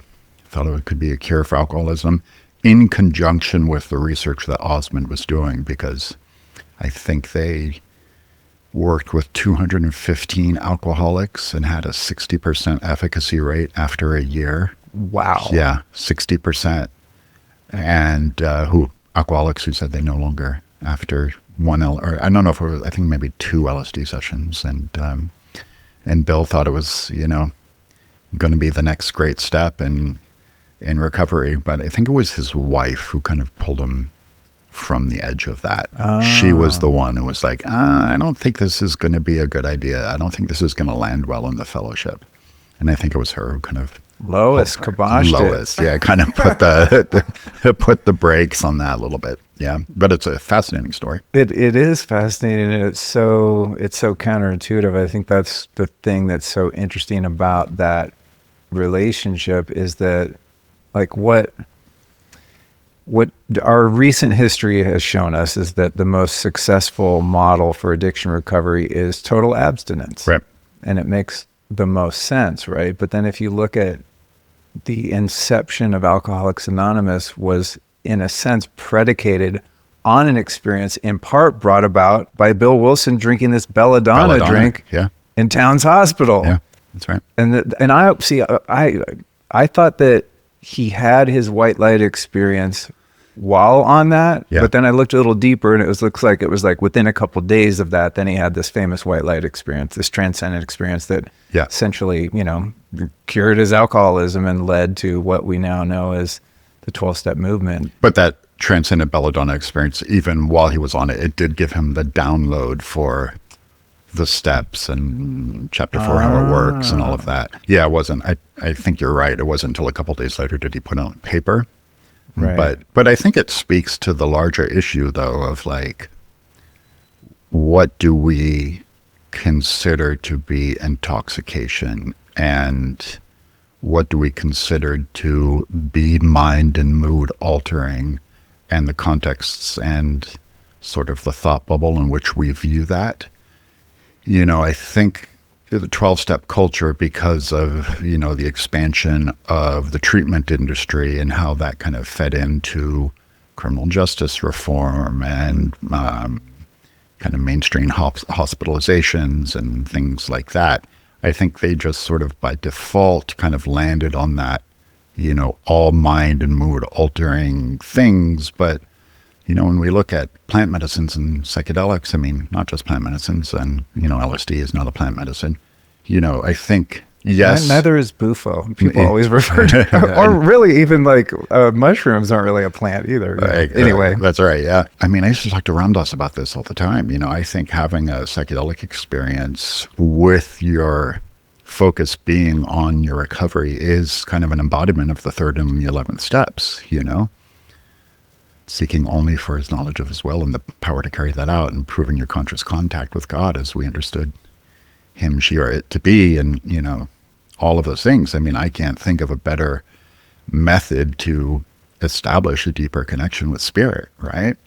So, yeah, that's how I look at it, and I think as time goes on, fortunately, I do think more people in the 12-step community are becoming a little bit more malleable and a little bit more malleable and open-minded to kind of the breakdown of how that looks. And also, too, I think there's also has to be a recognition around the hypocrisy, and this is not a judgment at all, but, a huge number of people in the fellowships, they're on some kind of psychiatric medication, so how can we say, well, a doctor gave you that, that's okay, but a shaman who gives you this, that's not okay. And so I think if we kind of look at it objectively and try to reframe our cognitive bias, I think it's a different lens. That's a really good point. Yeah. At one point in maybe the first year or two of my sobriety, I'm sure well-meaning psychiatrists put me on some psych meds. Yeah, right. I was fucking nuts, son. Oh my God. Just thinking back, oh my God, I was crazy. And then I got addicted to them. That's right. And I was like, wait, I know what happens when you start to feel dope sick. I mean, it's a different kind of withdrawal. But I was crazy on them. But if I ran out, I would start to lose my shit. And to the point where, like, he would leave them he would leave like extra sample meds, you know how they get the little sample packs, because I would run out of the prescription. He would like leave it, you know, under the call box at the office building, you know, like in the bushes and stuff. It was super weird. And I was like, wait a minute, I'm supposed to be sober, you know? Yeah. So yeah, that's a great point. Going back to what you said about the steps, and step 11 and, you know, improving our conscious contact with God and that part. But, you know, in step 3, that surrender, turning your will and your life over to God, I mean, any legitimate psychedelic experience is inherently about that. That's right. Yeah. Right? I mean, you close your eyes and you're like, okay, I'm going somewhere. I'm not here anymore. If that's not like the ultimate kind of act of trust, That's right. every time you do it. Have you made other correlations between some of those teachings and psychedelic experiences? Absolutely. I mean, no, I mean, that's a really good example, because I think, you know, at least large doses of psychedelics, right? What's the primary thing that it requires? Surrender, right? And trust. You know, the second you start to fight it, the second you start to resist, then you're going to be caught in the whatever the challenging trip loophole is, and you're going to struggle and you're going to push back and it's not going to work, you know, and you're going to be writhing around on the floor for 8 hours. But when you get to that place of surrender and trust, to me, it's like, you know, turning your will and your life over is Dharma, right? I mean, you know, my primary spiritual method is from the East, and that to me is the embodiment of Dharma. It's going to where you can best serve the world and best serve your own path. What's in harmony? What's in equanimity? You know, how do you spend your time and energy? Is that in harmony with your somatic experience, with your emotional intelligence, with spirit, with service? You know, so I can't think of a better example of, you know, I don't think psychedelics are a sustainable everyday method in and of themselves, but they are great, you know, accelerants to help you realize, to help point out where you're out of balance, to help kind of show you where a little course correction is appropriate, you know. Right. Yeah. So like in taking a personal inventory, right? Yeah. I mean, there's no other inventory like Yeah. drinking some ayahuasca, Right. you know, or I That's remember right. one mushroom journey I had. I mean, this is like, you know, I'm 23 years sober at this point. I mean, written 1,000,004 steps. For those listening, don't know what that is. That's where you know, you really get honest with yourself about your behavior and motives and things like that. I mean, I uncovered gross shit within myself that I had never even contemplated once. You know, just think like, oh God, just ways I had treated people in the past. And the mushroom showed you that. Yeah. Right. And I'm just like, holy, I don't know if I ever would have uncovered that. And also uncovered like a whole new list of people to whom I owed amends Yeah. too. Right. And then there's like, wow, talk about integration.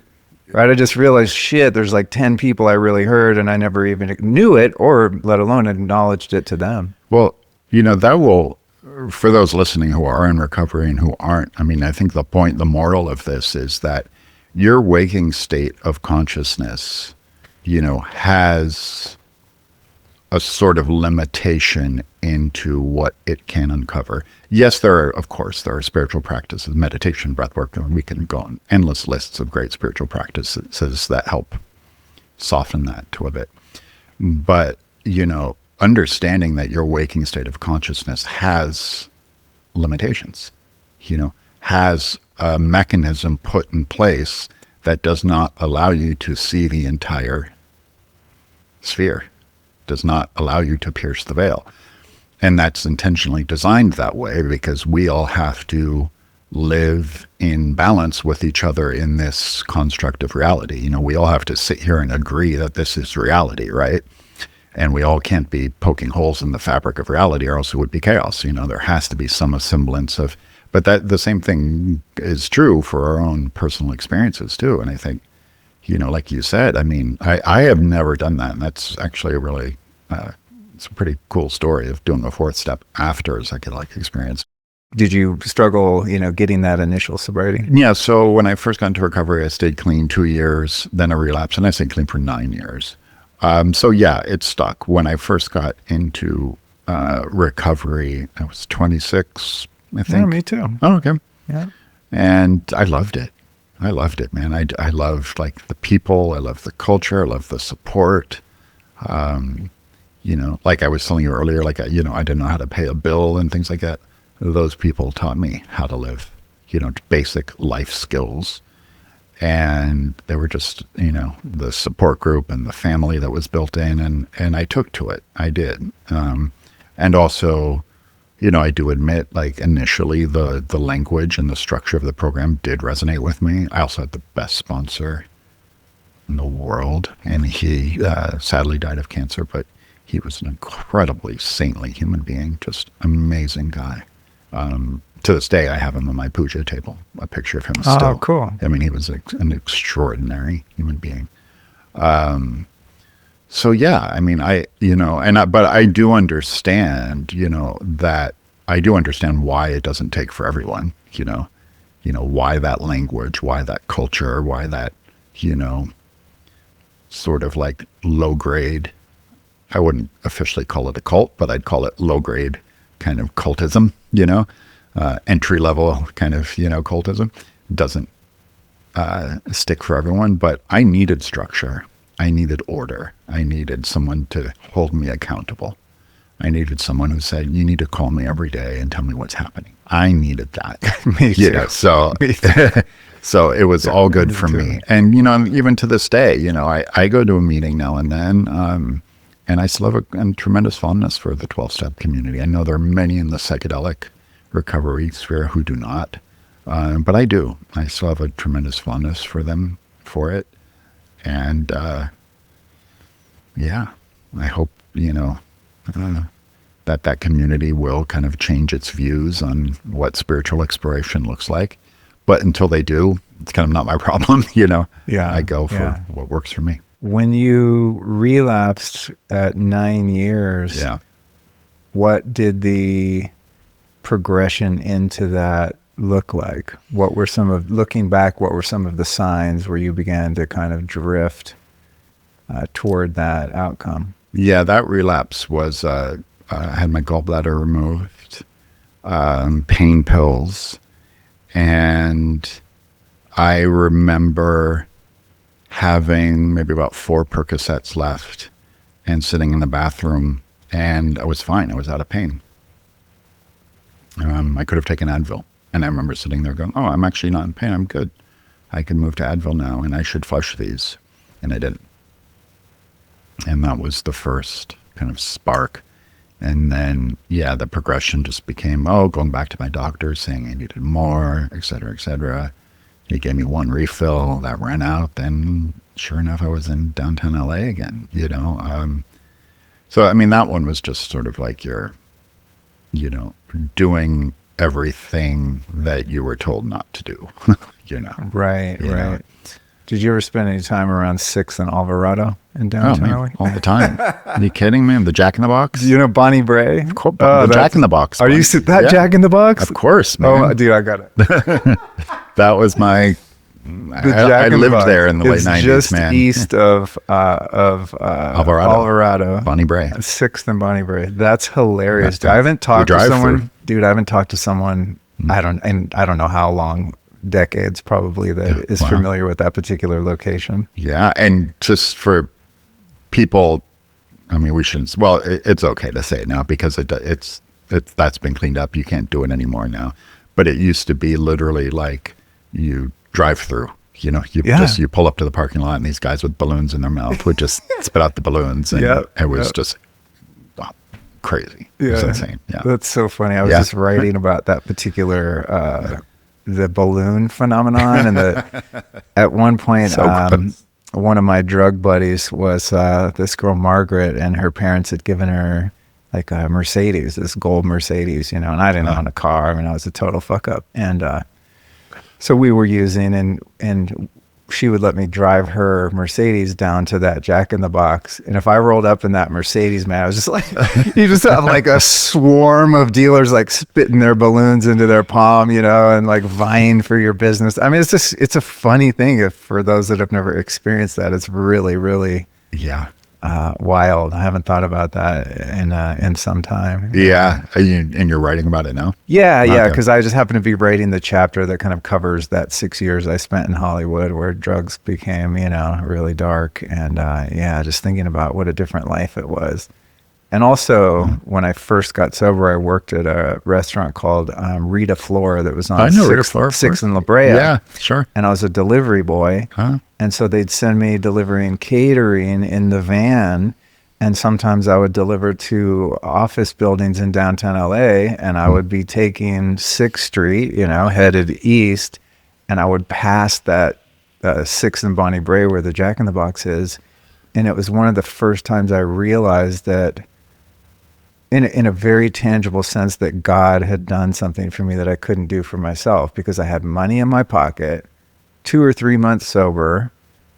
2 or 3 months ago, I was down here like trading my last CDs for an $8 balloon of heroin, right? And now I'm like in a car and my steering wheel keeps going straight. And I was like, why am I not pulling into that Jack in the Box right now? What the fuck is happening? I'm not doing this. There's something has taken over my will, or I guess I allowed it, I offered my will to it, even though I didn't know what that really meant.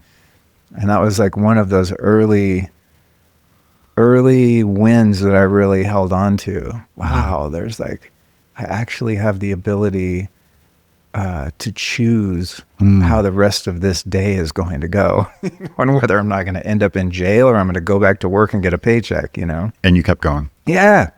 Interesting. Never relapsed. Yeah. Amazing. Yeah. That's great. I mean, And it's such a demonstration of like what changed. Did I just like, pull myself up by my bootstraps and I'm not going to live like that anymore? No, maybe there was one decision. Hey, I'm going to check into treatment. Yeah. But after that, it was really something operating within me and through me that I had very little to do with. I agree. Like being restored to sanity. Being restored to sanity. Yeah. And once you're kind of in that, and you have that taste of it, it's almost like it's almost like a tangible thing, like that restoration to sanity. It's almost like you can feel it and touch it and you want to protect it. And the thought of it breaking is just, no, I'm going to keep driving. But on the flip side, I also remember, kind of that, it's so funny that that intersection and that you use there too. But I haven't bonded with someone on that in a long time, so forgive me for getting so excited, but it's just like, I don't know, it's one of those things, you had to be there. You had to be there. But I just remember so many times where I just felt like my car was pointing itself, to that intersection. 100%. Because it was just so accessible. Yeah. Yeah. Yeah. No choice. No choice. No choice. Yeah. You wake up, you're sick, you're like, don't do it. I'm doing it. Boom. No. And then you're there. No, I mean, when you're sick, it's all bets are off, Yeah. Speaking of being restored to sanity, as we were talking a little about before, you've had a couple, if not a few, experiences of relapse in your sobriety journey. One of the ways I think about insanity re-entering into the equation of an addict is beginning to believe the idea that this time it'll be different, or that I've changed and my circumstances are improved, so therefore I could probably experiment a bit and I'll be able to control it. Was that particular thread of insanity ever part of your experience? Absolutely. It totally was. And I'll even take it a step further in that, there are parts of the combination of the drugs that I use, which was heroin and crack together. Me too. And I'll completely own it, that are favorable.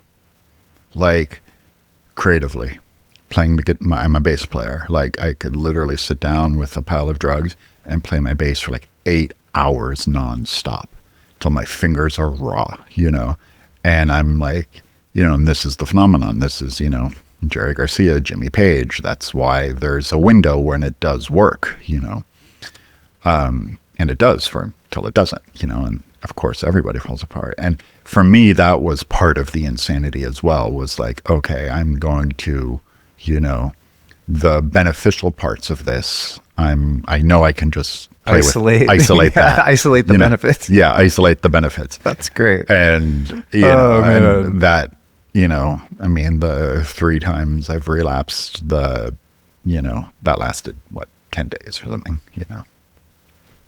And then sure enough, no money or success or spiritual advancement in the world will protect you from what's to come.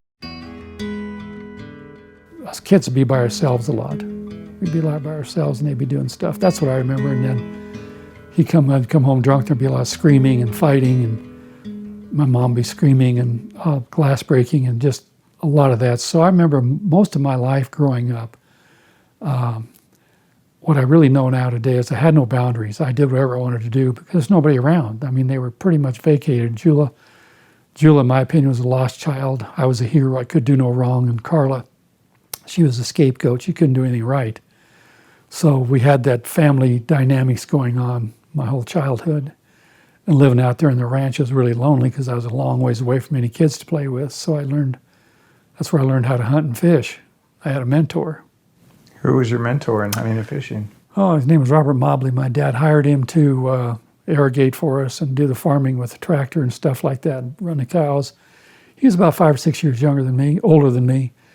And he became my surrogate father. Everything he did, I mimicked. He was my hero. I built, he had a West Clock watch and I had to have one. He had a tree brand pocket knife, I had to have one. He had a brown cowboy hat, I had to have one. He walked straight without his feet going out like a duck. He walked straight, so I had to learn how to walk just like he walked. Everything he did, I was like a little puppy dog. I mimicked everything he did. And he was just a great guy to me, and he taught me how to hunt, how to fish, how to tell the difference between buck tracks and doe tracks. He taught me all about pheasants, all about ducks, everything. He taught me everything, and we spent most of our time, when we were irrigating or whatever, we'd go over and we'd fish between water sets along the river and fish with worms. We always digging worms and putting coffee cans and go over there and sit down there, and he'd have Bull Durham in his pocket and papers, and we'd sit there and roll Bull Durham cigarettes and smoke that Bull Durham. That's pretty funny. But he was just a great guy to me, and he got drafted he joined the Navy when he was about 18, I guess, and then he left. And I didn't see him again for a couple of years, but I'll never forget him driving down the driveway and just the tears coming out of my eyes when he left. I was just overcome with grief because he was the closest thing I had to a relationship with a guy. He was actually more of a parent than he was a worker. I mean, I'd walk 4 miles up to his family's place to play with him and his brothers and sisters, and they were dirt poor. They had lived in a shack. They had one big coal stove in the middle of the house, just a piece of garbage house, and they were so poor they ate chicken feet. They'd boil chicken feet and eat chicken feet. And I had a hard time eating chicken feet. And they raised their own chickens. They cut their heads off out there like they did. You don't see that happen today. And then chickens would go around in circles and fall over and croak. Then they'd dress the chickens out and we'd eat those fresh chickens. We'd eat the eggs. About everything they had was homegrown. They had their own garden. So everything they did was self-maintenance type of living, and they were very, very poor. And she was a sweet woman. She was really overweight, probably weighed 300 pounds. And her husband was named Dave, and he probably weighed 150. But they were so kind to me all the time. And I would walk 4 miles each way just to go visit them. Each way, 4 miles a day to go visit them. And I learned how to walk real fast. And so is he the one that he taught you how to fish, and did he teach you how to use firearms for hunting and how to load guns and shoot them? And yeah, I had to have a 22 just like it. He had a Mossberg 22 to hold 18 shells with a little scope on it. My dad bought me one. My dad was real good about buying me stuff. He wasn't good about spending time with me, but he was real good about buying me stuff like a gun. He knew I loved to hunt, and but Robert taught me how to hunt. He taught me everything about rabbits and things like that. We hunted a lot. I killed a lot of rabbits, and hunting was my thing, and fishing.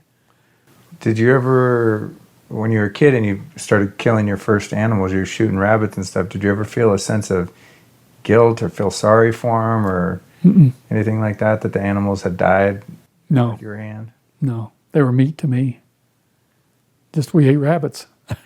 Just kill a rabbit, you eat a rabbit. So there was no moral implication to you because it was just normal life where you lived. That's ranch life. You eat what's there. You eat your own livestock. You eat your own chicken eggs. Whatever. People kill their own chickens. Eat their own chickens. That was how it was. That was rural America. Did you ever it didn't gross you out cleaning a rabbit and seeing all the blood and guts? No. And any of that? Seeing my own blood and guts would gross me out. And then what was it like when you were in school? Because you were real small, you didn't hit your growth spurt in your late teens. What was? Oh, that was awful for me. First 4 or 5 years of school weren't bad. Then after everybody else grew and I didn't, I was 76 pounds as a junior in high school.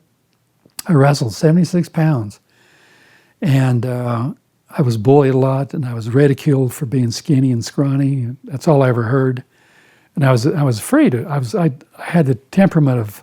I was real sensitive little kid. I loved everybody.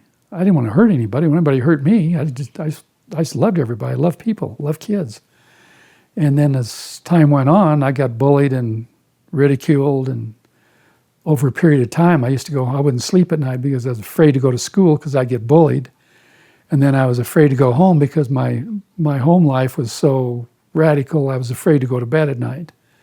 So I lived in constant fear of going to school and coming home. So when I get home at night after school, I would take my gun, I'd go hunting, because I never knew what shape my dad was going to be in when he got home. If he's going to be in the booze or mean or whatever, I never knew what to expect.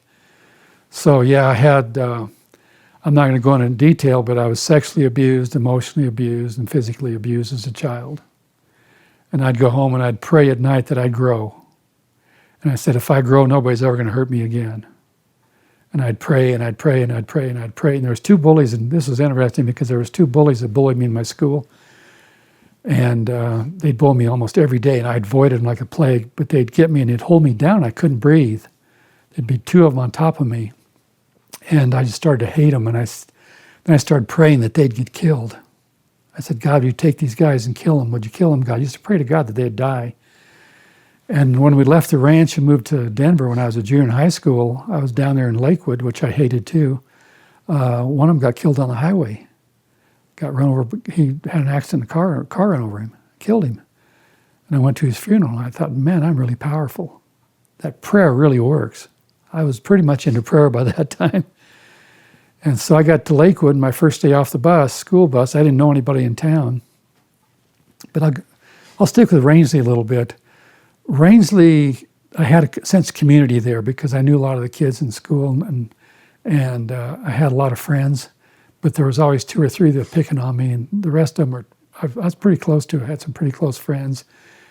Ironically, they all came from alcoholic families, so I blended in, and I'd stay at their house, and and I knew when it was time to leave because their dad had come home drunk or whatever.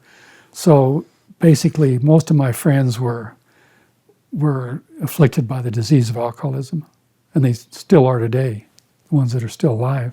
A lot of them died. I had classmates die from alcoholism still in high school, and they died of it. I had kids. I get another phone call, Dad, I let this kid, 13-year-old, drive this car, and he wrecked it, and how can you bail me out? And then, oh my God, what's next? What's next? The funny thing about those experiences is that was after I had gotten sober. I know it. That was after you'd gotten sober. Yeah. Well, we went down on that trip to Mexico. That was right before I got sober. Yeah. That was at the end of the line there. But you remember when we were in Morelia, we had some issues. Totally do. I had a big issue with you. Supposed to be back. We were in a strange town, Mexican town. I don't know anybody there. You back at 10 o'clock, midnight, you still weren't home. The streets are dark, 100% Mexicans. What am I going to do? I think you got kidnapped. My mind goes into the ozone. What could happen? You got kidnapped. Later on, I found out what you were doing on the roof. And I had taken Andy and Cody. You took them with you. Who were young. Yeah, they were little kids. And I was scared to death. And so when I got mad at you, it wasn't the anger, it was the fear underneath that. I was terrified something happened to you. All 3 of you. I was just terrified. Maybe they got maybe they got kidnapped or something. I was terrified. And you're the oldest one, so I took it out on you. You took these. You guys went down there. You're the lead of the pack. And so I was really upset. But it was just fear. I couldn't sleep. I was just laying there wondering what to do. Should I go see the police? I talked to the guy there, the driver. What can I do? What can I do? How can I find him? I don't know anything about Morelia. I didn't know where. I knew where I was in the hotel, but I didn't know where the hotel was in the city. Didn't know anything about it. But luckily you showed up later. Oh my God. I said, oh my God, I felt so grateful that you guys got back alive, because I didn't trust the streets of Morelia at night. Sounds like the name of a song. So, when did you meet May? I met her when I was still having so much anxiety and depression, and just so much that stuff still going on, which had been with me my whole life. I looked up counselors, and she did EMDR, which is a technique. Really? She did that? Yeah, she taught that. Yeah, so she did EMDR, so I picked her up just... Where you stare at the hand or that kind of thing? Yeah. Like hypnosis almost? Yeah. It's kind of like hypnosis, and so I needed some help because I was anxious all the time. I couldn't relax, couldn't settle down. I met her down there, and she asked me to Grand Junction. Yeah. She asked me to fill out a form, confidentiality form and all that stuff, and no hanky-panky, none of that. And the next week, I have an appointment for the next week. She says, I don't want to see you again. I thought, oh, great, Alan, you're really good. So I called her and said, well, if you won't see me again, will you go out with me? And she says, yeah, I'll go out with you. I said, okay. So I took her to a mule deer banquet where I was president of the Mule Deer Association, and took her to a banquet. And I just talked to my buddies, and she sat at the table real calm, real nice. And I started going to movies and doing a few things with her and hanging out with her, just developed a friendship.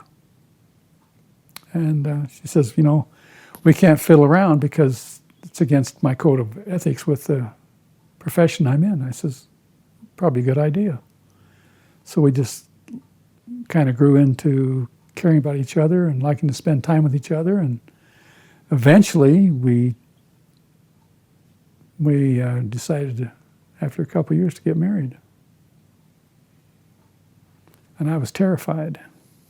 How long have you been married now? Well, I don't know. We've been together 18 years. 18 years, yeah. Mm. Why were you terrified to get married? Because I went through 2 horrible divorces. Yeah, like I know what I'm doing. Yeah, when you get to that point where there's calls for commitment, that's where the rubber meets the road. I didn't have any rubber on my tires. I was heading for the hills. I was looking for a way out, like I had been doing for 20 years. No, that's what it was. But I went ahead and I knew that this was the right thing to do, and I just knew in my heart that I couldn't find anybody better. Like there was nothing wrong with her. I couldn't pick her apart. My escape mechanism was always finding fault with somebody, and then vanishing. I'd be something really important, like I don't like the color of her shoes or something really important. But it was just fear of getting munched again, emotionally and psychologically and financially and all that. So I was pretty much terrified. But I had to overcome that fear. And I learned I can't overcome the fear that if I don't do it, my chances of finding anybody better than her is slim and none. And I get to choose to live by myself the rest of my life. Which one makes the most sense? I said, well, I don't want to choose to live by myself the rest of my life. I guess I'll have to face the fear. So I faced the fear. Believe me, I was scared. I had night sweats for 3 months after I got married with anxiety. But what that is see, I had a hyperactive amygdala. I had my limbic system was in a trauma loop, so everything I saw was exaggerated 100 times. Everything that's like a mouse to normal people would be this big of a fear. A mouse to me, which I'm not afraid of mice, but if I was, a mouse to me would be 10 feet tall, So I magnified everything in my life, no matter what it was. Anything threatening at all was magnified 100 times. So I didn't know, I started listening to my mind. I don't read newspaper anymore. I don't do any of that. It's all negative press. I'm doing everything I can in my life to separate myself from the negativity that's in front of me every day, because what I've learned is the normal mind has a negative bias. Now you put an alcoholic there with an alcoholic mind, with that mind, and his negative mind is off the charts. So I know that I need to stay away from that negative input and negative influence on my mind on a daily basis. And watch comedies, watch sporting events without being invested who wins. Don't get caught up in controversy in politics or religion. I have my own feelings about it, but as of a year ago, I've disengaged from that. I don't read the paper about Trump or what he's doing, what he's not doing. I don't argue with my sister anymore. I don't have to prove myself right anymore with either one of my sisters or my family. I just let them believe what they want to believe and let it go. And it seems to work out pretty good. I just avoid certain subjects to talk about that I have an opinion on. Doesn't mean my opinion's right, but it seems right to me. You seem to have a really happy, healthy relationship. What are a couple of the key points that have helped you to have a successful relationship with May? Well, I think the key thing I had to learn right off the bat was women need to be cherished. That means I have to take myself out of my selfishness and care about somebody else. Because inherently, growing up in an alcoholic family the way I was growing up, with no boundaries, no limits, I was pretty selfish and self-centered my whole life. I did what I wanted to do. Like everybody in the back of the book, those 42 stories, almost everybody in the back of the book did what they wanted to do, when they wanted to do, who they wanted to do it with. It's a lot of selfishness in there. So I could identify that. So with May, I had to learn how to cherish her for who she is. And what I had to learn is men need to be respected. Those two things are primary. I need her respect, and she needs my cherishing. And I need to take care of her and protect her, and she needs to show me appreciation and admiration at some point for things that I do. And that's what makes it. Another thing that makes it is being clean and honest. Same principles as AA is. First principle is honesty. Got to be honest with her. I don't go out and cat around. I don't go out and do any of that stuff. Any place there's women that could twist my head a little bit, I go somewhere else. I don't put myself in dangerous situations. My dad was a philanderer, and I don't want to do that. So hadn't been easy, to change that behavior, but I've had to do it because I don't want to live with the guilt I would feel if I changed back to the old behavior. And the best thing about marriage is sharing. It's like we've talked about, having similar interests, similar values. I can trust her no matter where she is. She can trust me no matter where I am. There's no jealousy. There's no battles. There's no fight over who's right and who's wrong. As long as she understands that I'm right, no problem. It just works out pretty good. But I had to I like women that are feminine. That's just me. And I like women that are nurturing.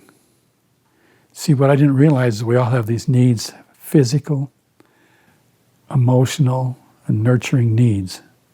And most of us that grow up in alcoholic families never got the emotional needs met. So we struggle with that, trying to get those needs met. And almost everybody in EMDR, in my program I'm doing now, almost everybody has been affected the same way that I have been affected, and you've been affected. It's that we just didn't get a very good chance growing up. It created a lot of pain in our lives. All the way through our lives, it created a lot of pain. Everybody I sold property to in those days made money. Everybody. I did Basalt Business Center East. It was a 15-space industrial park. Took me 2 or 3 years to get there. I had $300,000 in soft costs. My infrastructure costs were $160,000. That's water lines, sewer lines, curb and gutter, sidewalk, landscaping, blah, blah, blah. It was $160,000. Cost me twice as much to get approval as it did to do all the improvements. Wow. That's what government can do to you. That same subdivision, Lions Ridge, a 15-lot residential subdivision, Lions Ridge, my soft costs were less than $25,000. Wow. Compared to $300 in basalt. And the one in Lions Ridge was 100 acres. One in basalt was 6 acres. Was that just because one was in one town that had tougher regulations? You got it. Yeah. It was like Aspen. More bureaucracy. Yeah, tons of Some bureaucracy. towns Exactly. Right. I would never do it again. Interesting. So that's what I've learned. Alan Andrew Storey passed away on January 26, 2025 in Naples, Florida at the age of 81. Born in Chicago on August 31st, 1943, he lived a full and meaningful life, leaving behind a legacy of love, wisdom, and resilience. He lived his life as an avid outdoorsman, hunting and fishing.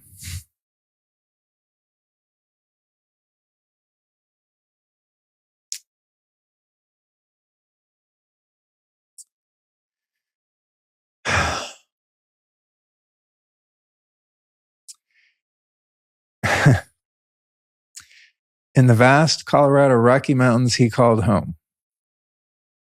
He was fascinated by the history of the Old West and held a deep compassion for the plight of the Native American peoples to whom the land once belonged.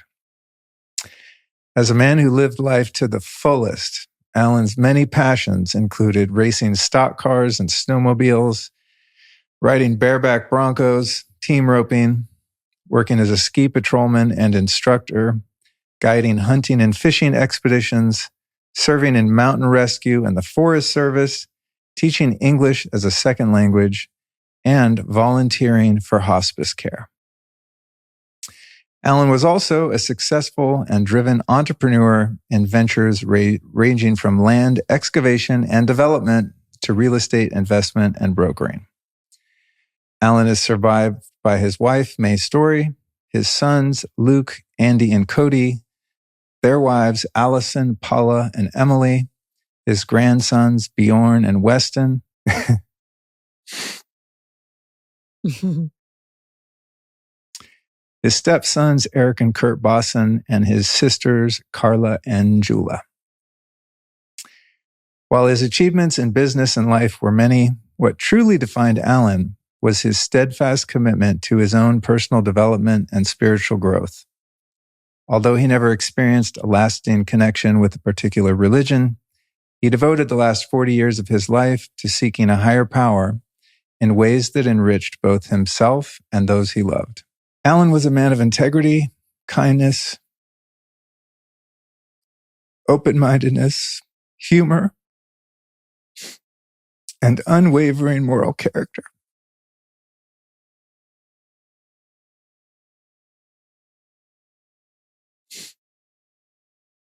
He was truly one of a kind, and the world is a better place for having known him. May he find peace. He sought in the wilderness, now among the heavens. Amen. Amen. It's really beautiful, honey. Yeah. So seeing that printed in the Aspen Times. My brother was going to send me a copy of it, but he sent me a scan, and that's, I don't know, it's different. It hit different. Yeah. When it was made public, and so. And in print. Making it public again here also hits different. Mm-hmm. Perhaps even more so. Yeah, it lands it and grounds it. It anchors the experience of the reality of that happening more in different ways each time. And I've said it before, and we obviously all chatted about it when we were all together in Florida with his wife, May, but it stood out again in listening to you read that, just the fullness and richness of Alan's life. I mean, that fella really lived the heck out of some earth life. Just the range. The guy was a legend. Yeah. I mean, I know everyone loves their dad, and all of our parents are meaningful and special to us in many ways. But apart from our relationship, just objectively, he really was a unique person. Mm-hmm. You know, when I talked to my mom the night before we flew to Florida, she said something to that effect. You know, she just said, "Man, your dad he's a different kind of guy." Mm-hmm. You know? Yeah, he is. He Yeah. was. Yeah.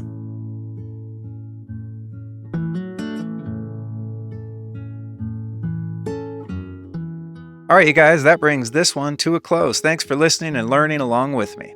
Now, if you've been tapped into this podcast for a while, you know I'm all about uncovering the hidden forces that impact our health. And one of the most overlooked and most dangerous is EMF in our homes. We all pay attention to our food, air, and water. We shop organic and use filters and air purifiers. But hardly anyone thinks about the invisible toxins humming through every wall, aka electromagnetic pollution or electrosmog. And unfortunately, I learned this the hard way living under 2 massive cell towers back in LA. It destroyed my sleep, turned my brain to mush, and almost wrecked me completely until I finally figured out what was going on and how to fix it. And when I started putting together some really solid solutions, I knew I had to share them. So that's why I created my free EMF Home Safety Masterclass. It's over 5 hours of self-paced, expert-led training to help you detect and fix the EMF in your home, so you can finally sleep, heal, and live without invisible stress. To find it, just go to lukestorey.com/EMF Masterclass, where you can sign up for free. Because once you know what to look for, the solutions are easier than you think. That's lukestorey.com/EMF Masterclass, or just click that link in the episode description where you can join my completely free training today. Oh, did I mention it was free? Yeah, seriously, 0 strings attached. Just click, watch, and learn.